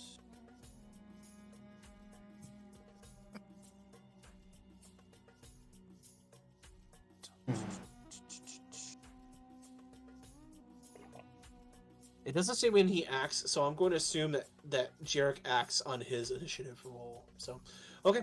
But yeah, you see Jarek turn around, Jesse, and he's got this look of like absolute just rage on his face. End of his turn, it's going to be Gildas's turn. Gildas is going to do the same thing. He's going to get out a spear and get in front of you, Malagaz. He's going to protect his commander. And he will throw... I'll say he has a spear and some javelins. That seems like a very... You say he's going to play like James. I think James would have a very spear-based attack pattern here. He is going to throw a javelin at the Gage. Wow, 19, he hits. The Gage sounds like a slang for garage. Oh, we're gonna go out to the Gage and jam with the band. I'm thinking of more of a vulgar term for lady bits, but The Gage band. The Gage band. Gage band. Also, if you guys want to look at the handouts section of the journal, I was nice enough to add arbor tables, food and lodging tables, and with a whole weapon table for reference. So if anybody would like to reference that in the future, it's just a click away. Javelin. Oh, looky there. D6. I thought it was a D6. Okay. I believe Dragonborn have like low light vision. I believe maybe.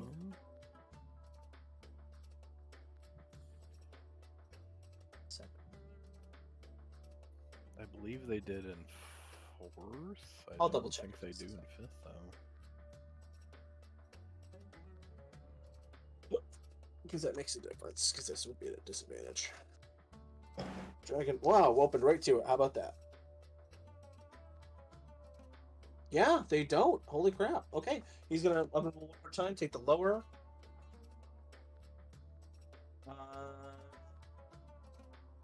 It's only it. Yeah. Okay. So he throws, but it just kind of clicks off the back of the Gage. The javelin just kind of goes wide. But he's still going to take that defensive stance. At the end of his turn, it is going to be turn number 6, Micah.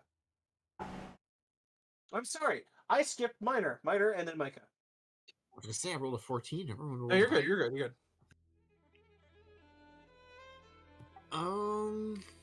Yeah, I'll just tell everyone carefully these things are psychic and watch out for the tentacles. I mean, you always gotta watch out for the tentacles, no matter what. How big True is this that. rock to my right? It's as big as it's represented, so it's about 6, a square and a half thick. How is How tall? How tall? You mean? could I easily like scramble over it and like end up here, kind of in a Yeah. hidden? I'll say just difficult terrain if you want to scramble over it. So you got plenty of movement. Alrighty, I will. Damn, I don't have low light either. So, all right, let's. I guess disadvantage, huh? Yep.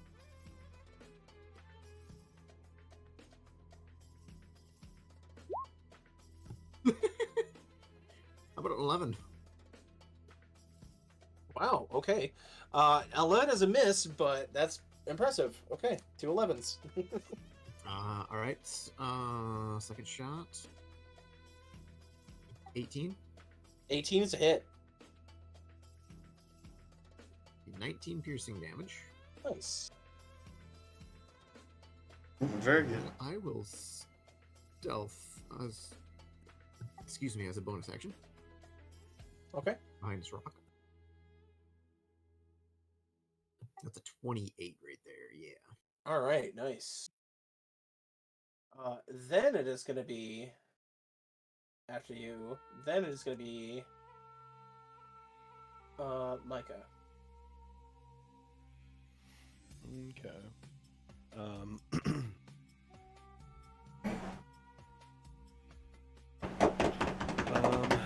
I'm gonna ask Pryretta to light the fire while I give us some defense here. Come on, baby, light my fire. She smiles coyly. I have something in mind you might like.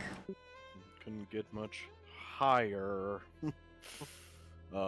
We couldn't get much higher. Everybody will... leans into saying that word too. I thought you were dabby, to be honest. I'll do. I mean, he practically did dab on Ed Sullivan. I'm gonna do Intellect Fortress again. Okay. Did it earlier. It seemed to work. So. Sounds good. Let me get that here.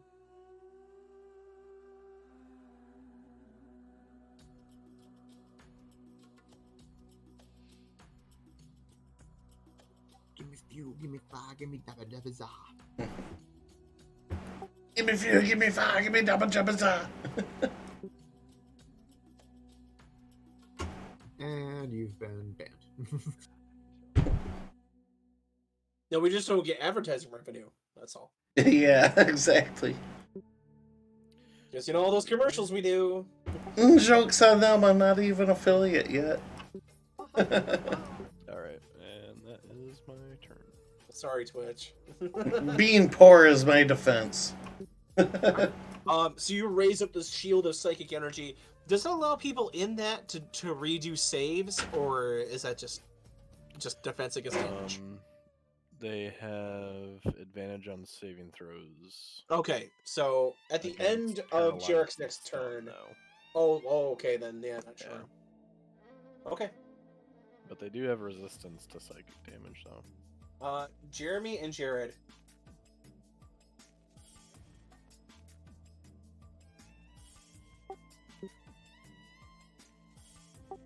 Is it starting to show hostility towards us? You saw. It's kind of hard to tell.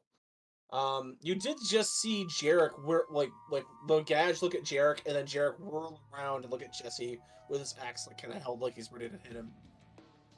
Peretta kind of calls out to Ragnar, "Prepare yourself. I can help you." Ready up. Yeah, suggesting that you're ready in action. I'm not gonna rush in until I know it's about to attack.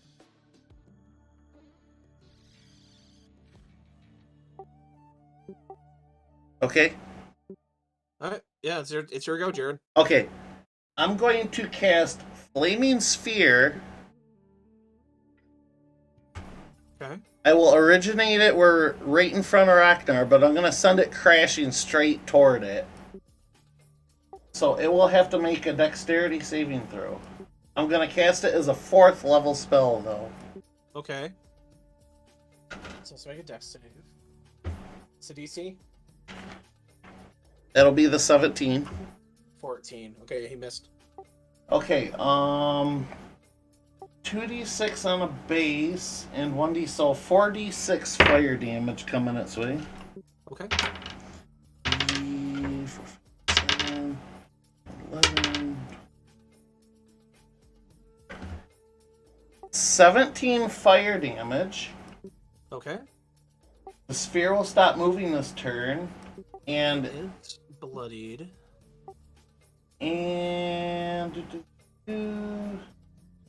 it can ignite anything ignitable. And if it ends its turn within 5 foot of the sphere, it will have to make another dex saving throw. But it is now illuminated, so everybody can see it now. You see this creature wreathed in fire. So yeah, I'll say that would pretty much illuminate it. Okay, and that'll be it for my turn. So yeah, I'll just kind of put it like there, so you can see this bright glowing, fiery sphere kind of enveloping the creature. You ready to action, Ragnar? What are you gonna do? 2, 3, 4, 5. I guess I can run in and attack. Okay.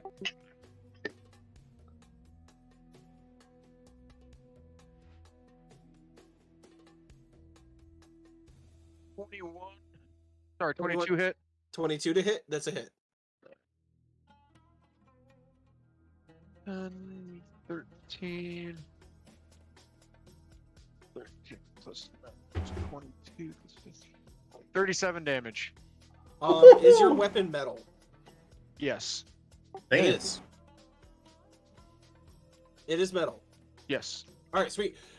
Goes crashing right through the hide of the gash.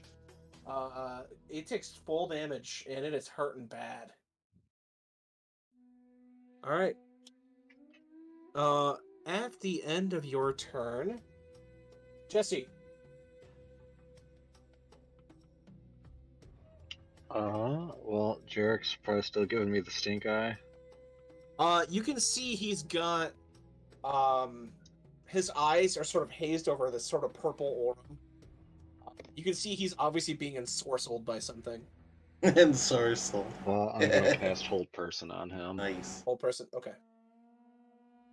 Good call.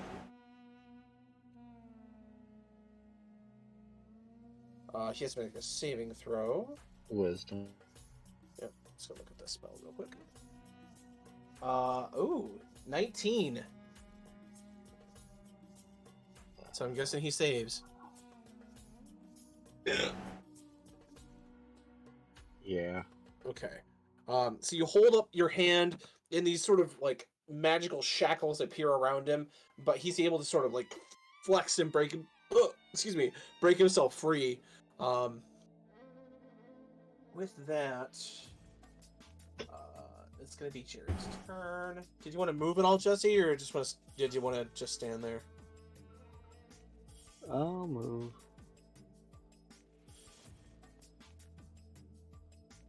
Okay, he's gonna get an attack opportunity on you. 17 to hit. Miss. Miss. Okay. You can tell his axe just comes like within a hair's breadth of like hitting in the back of your head, but you're able to get away.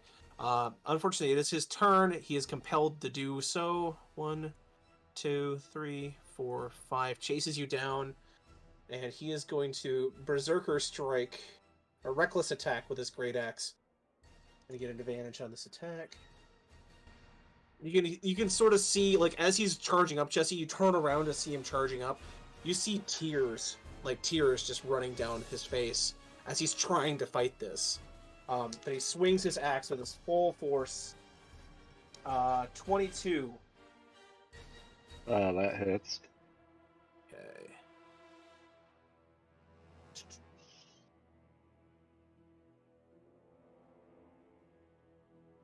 The axe bites into your flesh for 9 points of slashing damage. Oof. Then he's going to get a saving throw, which he does not make. You can see him trying to shake off whatever this effect is, but he just can't. He's a little bit... he's just under this gadget's control. It is going to be Miner's turn. And then the gadget as well.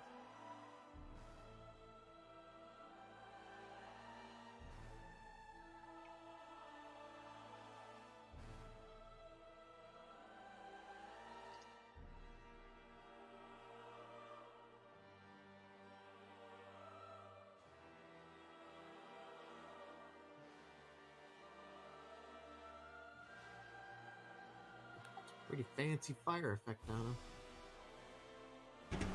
I got it from the from one of the purchases I made a long time ago with like some forest effects. I gotta remember there's some maps in here too. I gotta remember these. There's like some jungle ruins and stuff. No, I really like it. It does help add to the effect of the game. Thank you. I wish I could take credit for making it. Hey, you bought it. You had a hand in it, right? Yeah, I'll take that.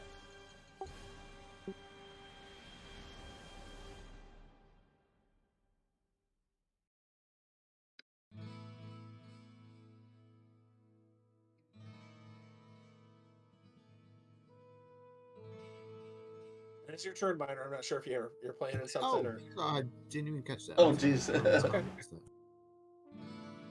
Crunching on some animal crackers. I guess I'll blame that. The siren's call. The siren's call of animal crackers. Really crunchy. Okay. Yeah. Take another couple shots.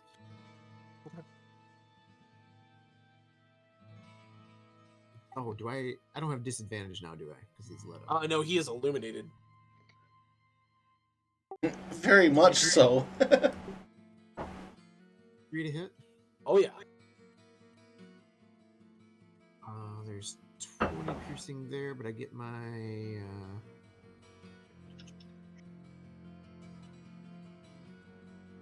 Oh, Are you using your metal +1 arrows, or is this your No, regular? not currently. Okay. Oh, Actually, no. It's, yeah, it's not quite enough. You see. well, hang on, I got my sneak attack damage here yet. Too. Oh, okay. Yeah, that might make a difference. I had, Exactly enough. All right. Nice. So you see that like this thing's hide is really, really tough, and you see Jeremy make a full swing with a metal-headed. You use a hammer, don't you, Jeremy? Yeah. He just bounces off this thing's like carapace, but cracks it open. That's where you aim for your sharp shot, sliding the arrow right into the area of the exposed flesh. You can see the gash sort of shake and tremble. It sort of releases the psychic scream of wail of pain as it drops to the ground and just shudders and stops moving. Alrighty. Immediately, Jarek, released from the control of the creature, like drops his axe.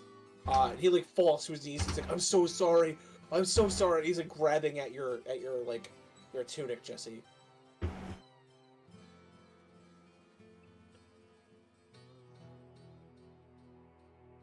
Grab my hand if you want to live. I don't think failure is an option. Say what? So I don't think failure is an option. No, before that. We killed it. Yeah, it's dead. The minute it drops dead, you see Jarek drop to his knees, like "I'm so sorry. I'm so sorry." He's like holding your tunic, like trying to, like he's on his knees, just begging. Execute him. Gotta set an example. Do it. That's right. For who? The rest of you?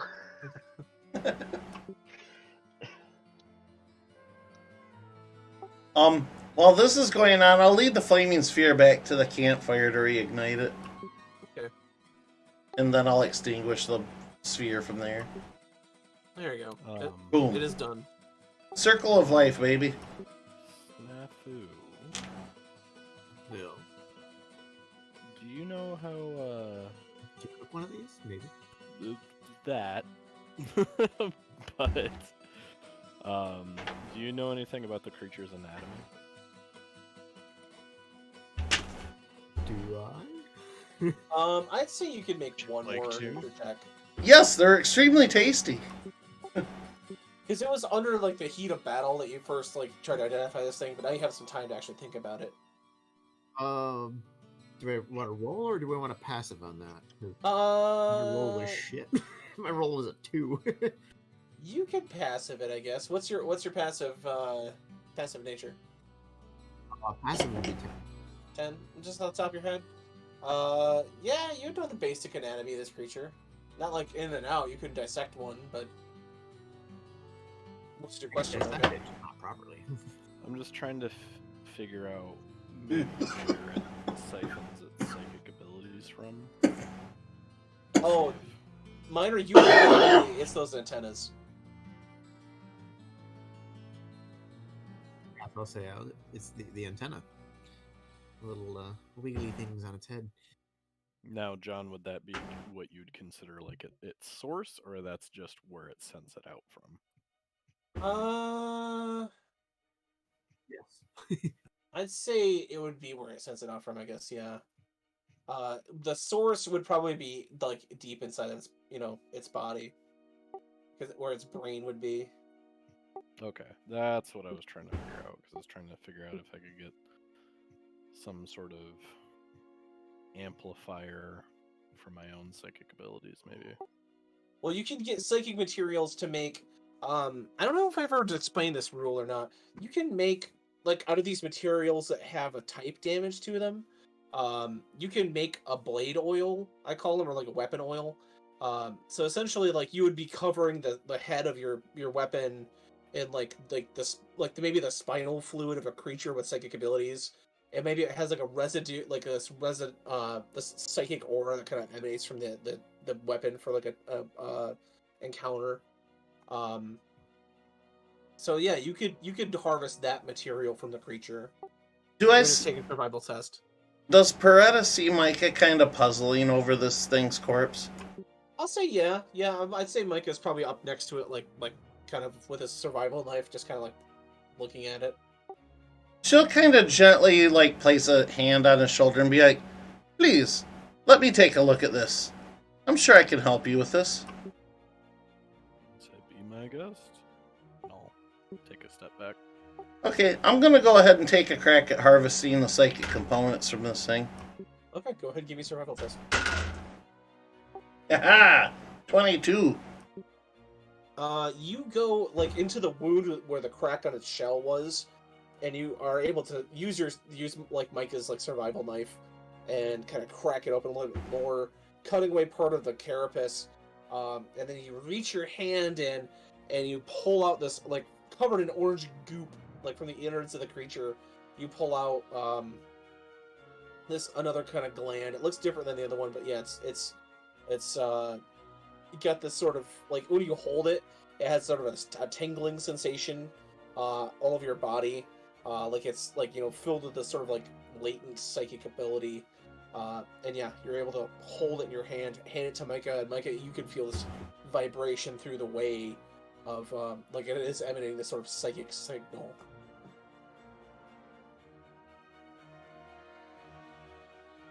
Sweet. Yeah. I'll kind of like as I'm holding it, do like a whoo, kind of. All right, putting that in a safe place. Oh, thank you for retrieving that for me. And that is because you got so high. 4 psychic materials. How much meat can I carve off this thing? It is a large creature. It is a large creature. Give me a survival test. 14. 14. Usable meat, another 2 pounds. This thing is essentially like a giant. It's filled with goop. It's like an insect, but I mean, you you could figure out a way to get some meat off of this. The But Jello gelatin pudding. Of course, as he's carving this up and gets goop on his fingers, he's just licking it off. Just... oh god, okay. Getting a little graphic for Twitch here. That.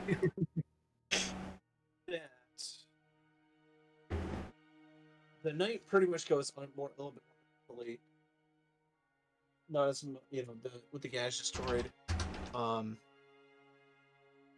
you guys sort of progress into the evening, Micah, or not Micah, Jesse, anything you want to do to like assuage Jarek, because he is kind of hysterical. Jericho? I'll do some lay on hands on him. To calm the F down. He's at full health, but like he kind of gets this sort of like, I'm being blessed by the one, and he says thank you, and he's it's like I'll try to be stronger in the future, Master. I'll make sure that never happens again. See to it. With that, the night passes over relatively easily. The next day, you wake up, remount, and have your morning meal. And water, excuse me. And you are able to travel once again. I will return another pound of the meat that Micah let me have from the ship supplies. I'll return another pound back to him. Hell yeah. Alright, we're good. I got my god scoop meat. Let me get another image here.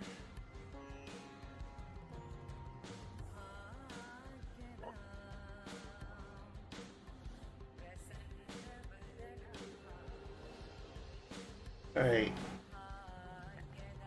It's called live DMing. What Lovecraftian nightmare does John have prepared for us now?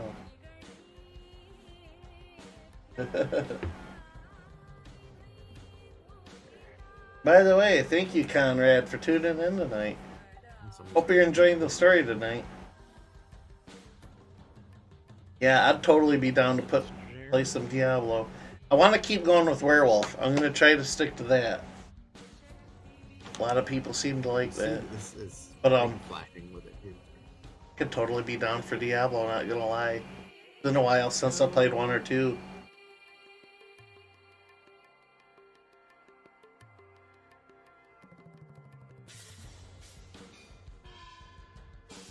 Sorry, folks. Pay no attention to the nerd of the computer screen. Pay no attention to the man behind the screen. But yeah, I'm like suddenly super inspired to play Diablo 1 and 2. As you guys I could be down. Riding, toward the city, it eventually transitions. It's very dope. I agree. From, love them. Sort of prairies to like scrubland into more of a thicker, dense jungle, and more of imagine like an African grassland or like a savanna. As you get closer to the jungle of Gulg, when you're I'd say about 100 yards from the city itself, you're able to start to see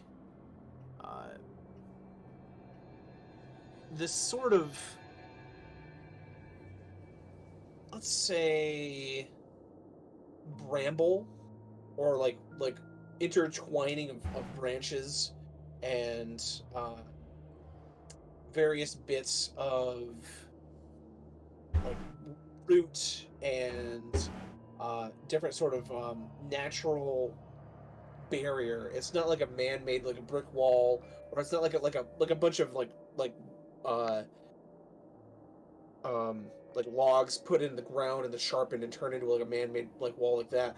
It's like the earth itself has ensconced the city of Gulg in this sort of bramble thorn wall of sorts, protecting it from the outside world. I'm almost gonna. Let me just drop this in the. So, considering my background, what kind of feeling am I getting from all this? For the first time in a long time, you're really kind of feeling almost at home. Because you grew up like in an area kind of like the like Gulg's like jungle area. Give me 1 second.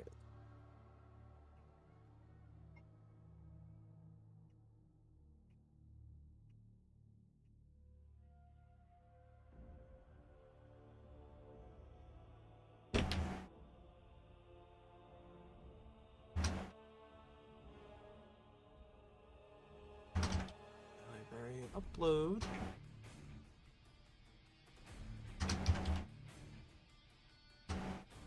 Like I said, I thought you were actually gonna go west, but you went east. I prepared everything for that Alterock city. That's okay though. It's no biggie. Fuck it, we'll do it live. All that time you spent on those dungeons. Yeah. Yeah, that's actually they were all in that direction, but that's okay. We'll get to them eventually. Or not. Just kidding. Oh, you will. As you defeat the sorcerer, you're teleported mysteriously to the far west.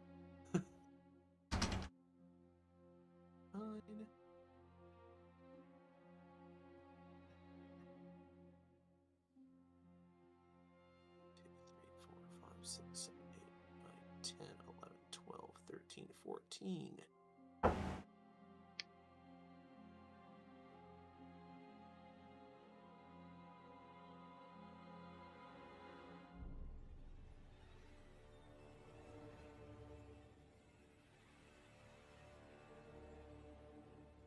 Oh, hold on.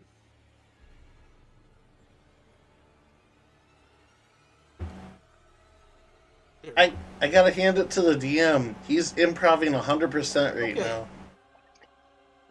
Because he said earlier, we went in the opposite direction he planned You on. guys are riding from the Hunter's Gate. Oh Jesus, it's Tribunal. All over again. As you ride up, you see a couple of guards, very dark-skinned, dressed in sort of like sort of wood meets leather armor, carrying a couple of different like longer sort of curved bladed weapons made out of like rock and obsidian. Curved swords. Concrete! They kind of like cross their blades, like, what brings travelers to the city of Gulg?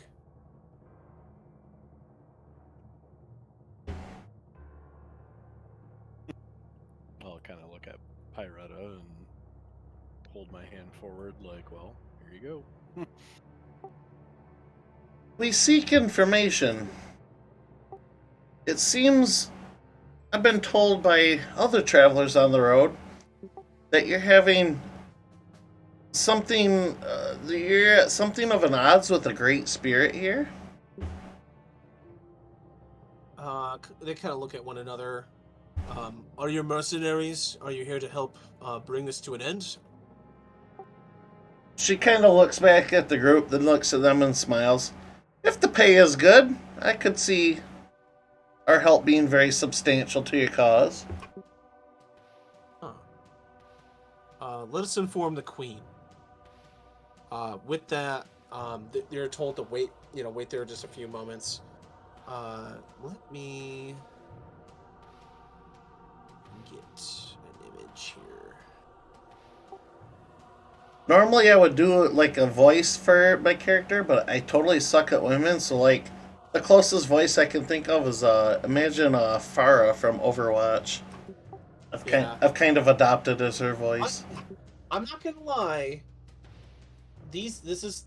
I was thinking these people have more of an African accent, but I'm not going to butcher that. So I'm just going to talk in my regular voice. No. I feel it's a little bit better that way instead of me butchering an accent I don't have any idea how to do properly. Like if I on my immersion.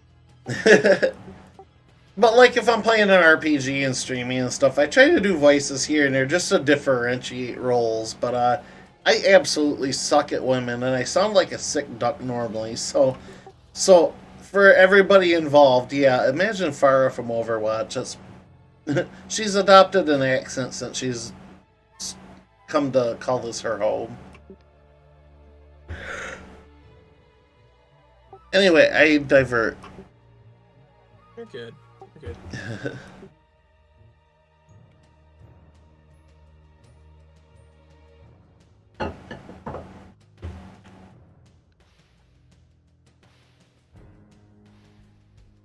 Here we go.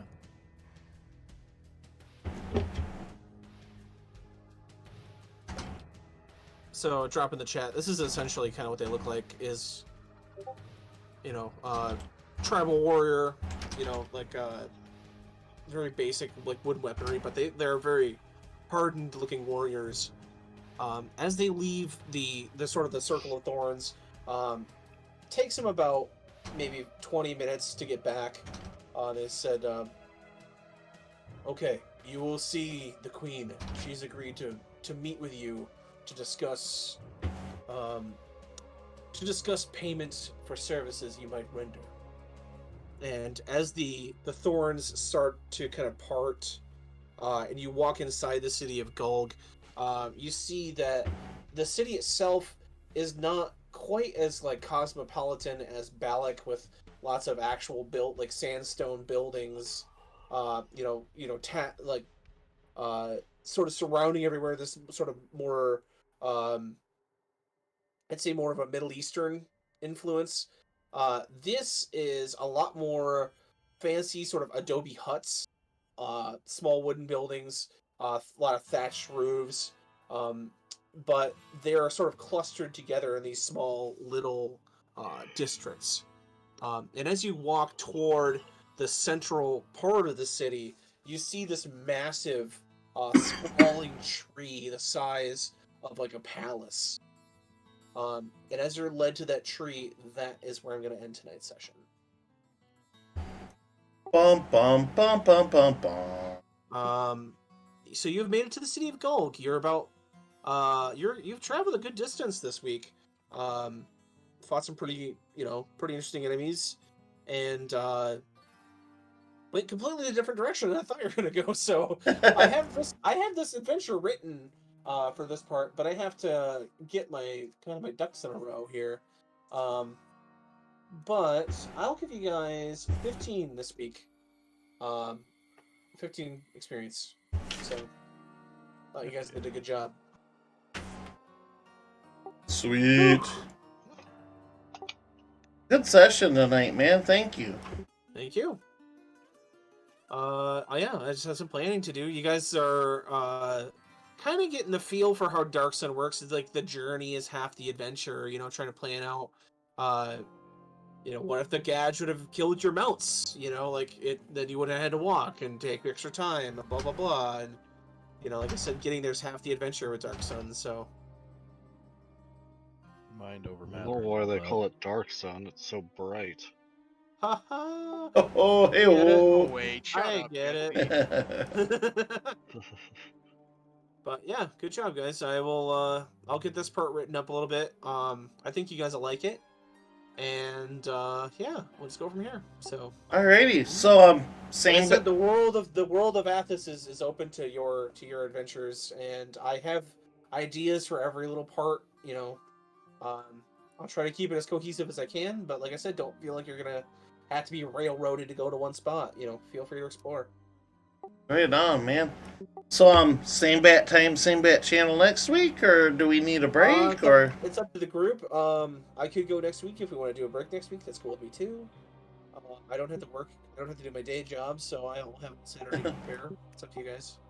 I think I'm ready for more D&D, but I don't want to call it for anybody else. Yeah, like I said, I'm free. I'm open. So I don't think I have anything going on. Okay, so I guess let's just assume next week, same bat time, same bat channel then. okay, for now, yeah, we'll see you guys next week. Okay. And we'll continue our adventures in the city of Gulg and see what the spirits are getting up to in the jungle. Awesome. Well, thank you so much, John. I appreciate your effort every weekend, every night. Like, we're getting for free frickin' A+ DMing. Like, Well, thank you. we're blessed. Absolutely blessed. Try my best. For free. You guys aren't paying him? What the hell? No, for real. I kind of feel like I should sometimes, but You're paying my ego. You're doing me a service. well, as always, appreciate it as much. But I guess I'll see y'all next week then, if not sooner, somewhere else. So Sounds good to me. everybody have a great weekend. Thank you. And you too. Thank you for joining us, and we'll see you all next week. All right, next week. Laters, everybody.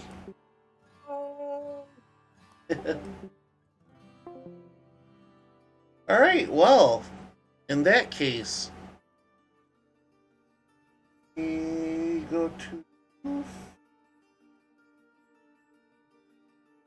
the Apple Music playing. All right, so anyway, I'm gonna transfer to this screen. I hope it works because I'm not using my usual settings. Anyway, I don't know. It's late, but it's not late. I'm gonna go ahead and take a break because I gotta go to the bathroom anyway, but let me ponder over if I want to do anything more tonight real quick. I'll be back in a few. I'm gonna go to the bathroom and ponder over if I want to do anything here. So be right back. But great stream tonight with the D&D. We're getting set up next week. Should be pretty fun. I feel like we're tackling my personal story, so that'll be fun. But anyway, I'm gonna BRB and ponder what I want to do next. If I'm gonna continue the stream with something else, or if I want to cash out for the night. I don't know. We'll see how I'm feeling. Anyway, BRB, I gotta go to the bathroom for sure, so I'm gonna solve that. So be right back.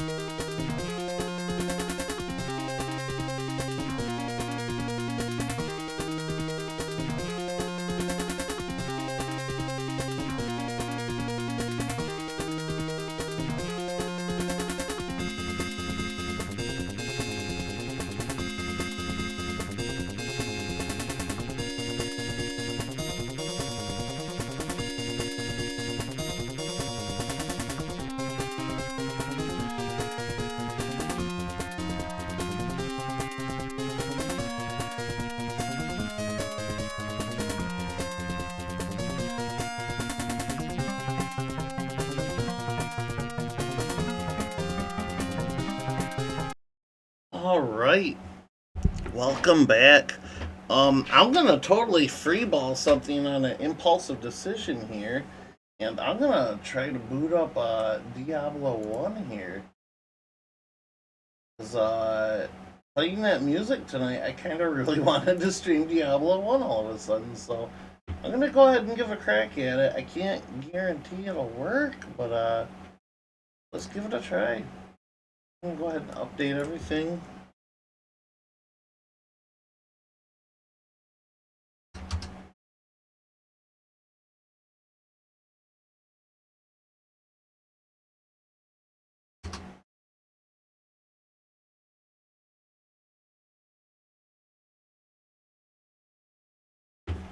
Spelling spontaneous run? There, not anymore.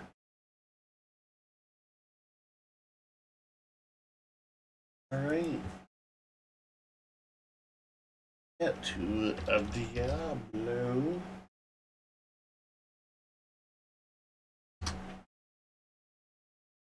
Diablo. Casual, and we're gonna call it good at that because I don't want to put too much thought into it. So we're gonna do that. Let's see. I guess it disagreed with me closing it. So is at Diablo. Yes. We want to run Diablo EXE. But will it run on my screen? I'll turn that down a little bit. So it's not wanting to run that? Is it? No?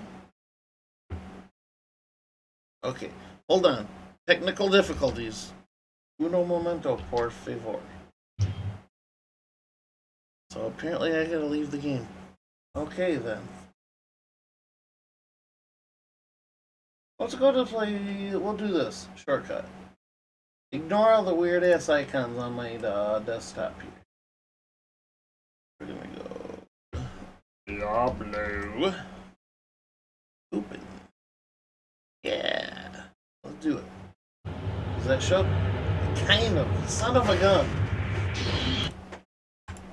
Oh, what a bummer. Okay, hold on. Can't leave the main screen. Bummer. Hold on.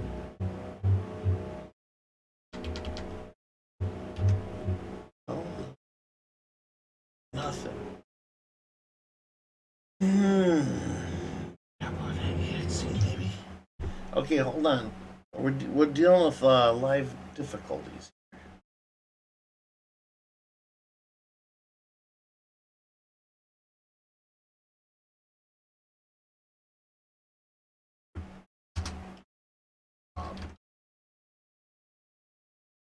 This will work.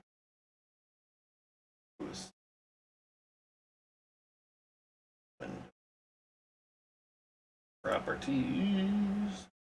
We'll get this figured out. Hold on.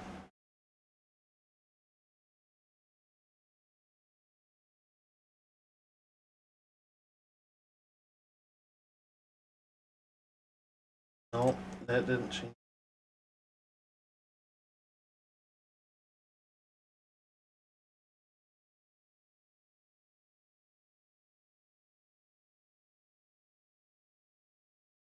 Yeah. Get over here. Bummer. That's a big bummer. Hold on.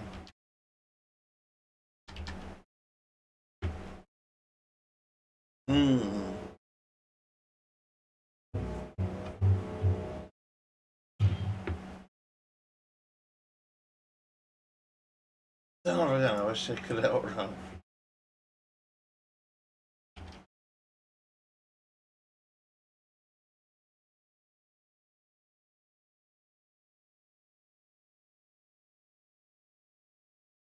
Can't just freaking reorganize how I want.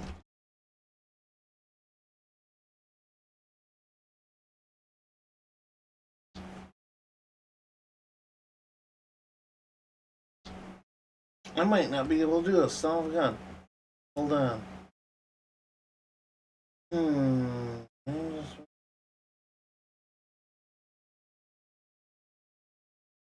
What a bummer. I don't know if I can do this. Not wanting to react appropriately.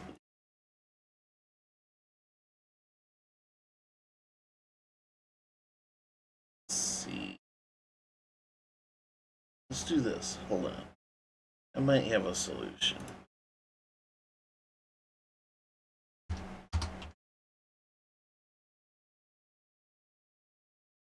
Sure. Not going out the way I want. Son of a gun.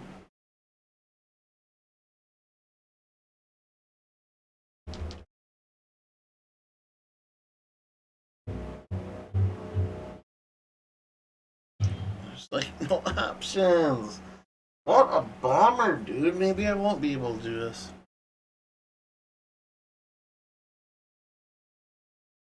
Normal window.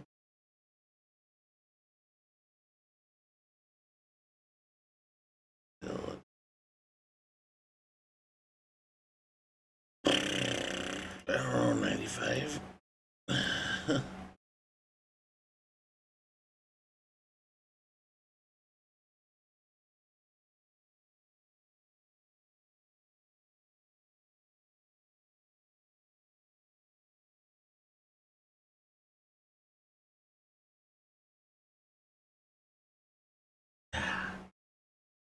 Not me.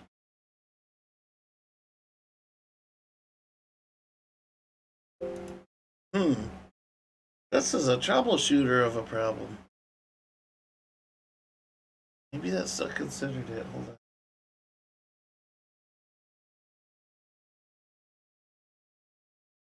Nope.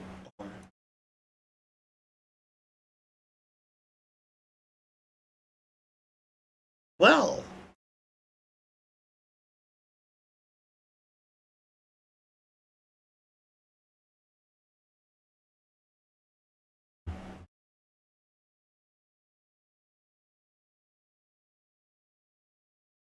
Worth a try?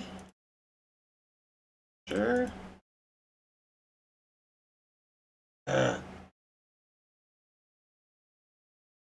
Okay. Bummer. I don't know if I can do this tonight.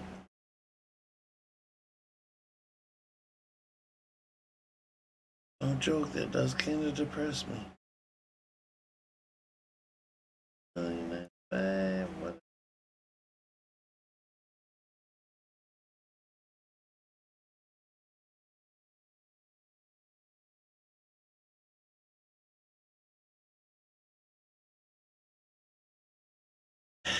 Well, son of a gun. Maybe I won't be able to do this tonight. I'll have to figure this out in my spare time, I guess.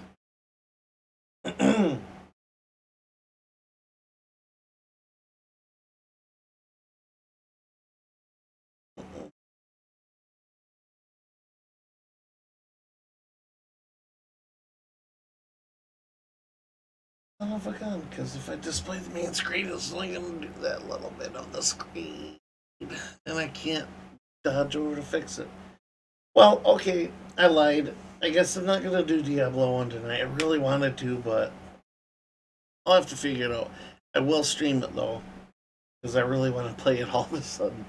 But I'm going to call it quits for tonight. D&D went really well.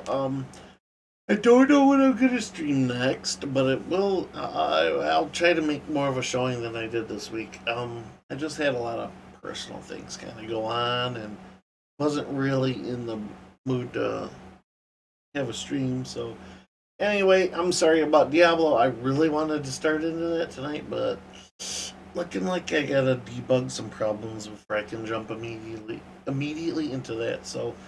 We're gonna go ahead and meet sometime later, either with Werewolf or Diablo. But until then, I hope everybody has a great evening. Guess I could have went to the face camera, but here I am now. Woo. But anyway, yeah, everybody have a great evening.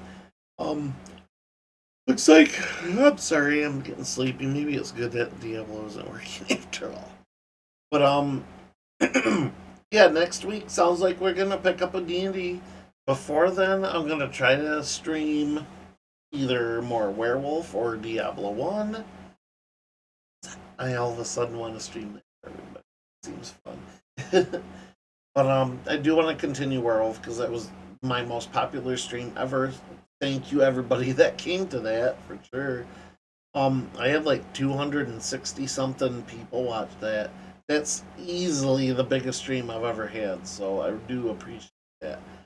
But I'm 38 out of 50 followers, so I keep that up and complete one other thing. I become affiliate, which is super exciting for me. But I do look forward to putting this content together for everybody. Like I said, I just had a rough week personally, and I did not feel mentally available to entertain as well as I could have otherwise. But I'm hoping to get back to the mix here. I'm really inspired playing more Werewolf and Diablo. um, Again, disappointed it didn't work out tonight, but anyway, I'm babbling. I'm gonna go ahead and log off for tonight because I'm getting kind of tired, and things didn't work out toward the end there the way I wanted to. I'll figure it out though. I'm not gonna ditch this idea. I really do want to play that for you guys. The more I think about I think I'll have a lot of fun with it, and then maybe we'll just jump to Diablo 2 or something after that. I'm not gonna lie, Diablo 4 I'm pretty excited for. My boy Druid comes back. I'm all about freaking Druid, dude. I'm like very one track minded or something, but anyway, I'm gonna stop babbling. I'm gonna let y'all go for tonight. I'm gonna head to bed probably here soon, and I'll see y'all if not next weekend for more D&D, sooner for something more fun sooner. So have a great weekend, everybody. Thanks for tuning in. See you next time. Laters. Said laters. Where's my there it is. Okay, for real this time. Have a great weekend. Later, guys.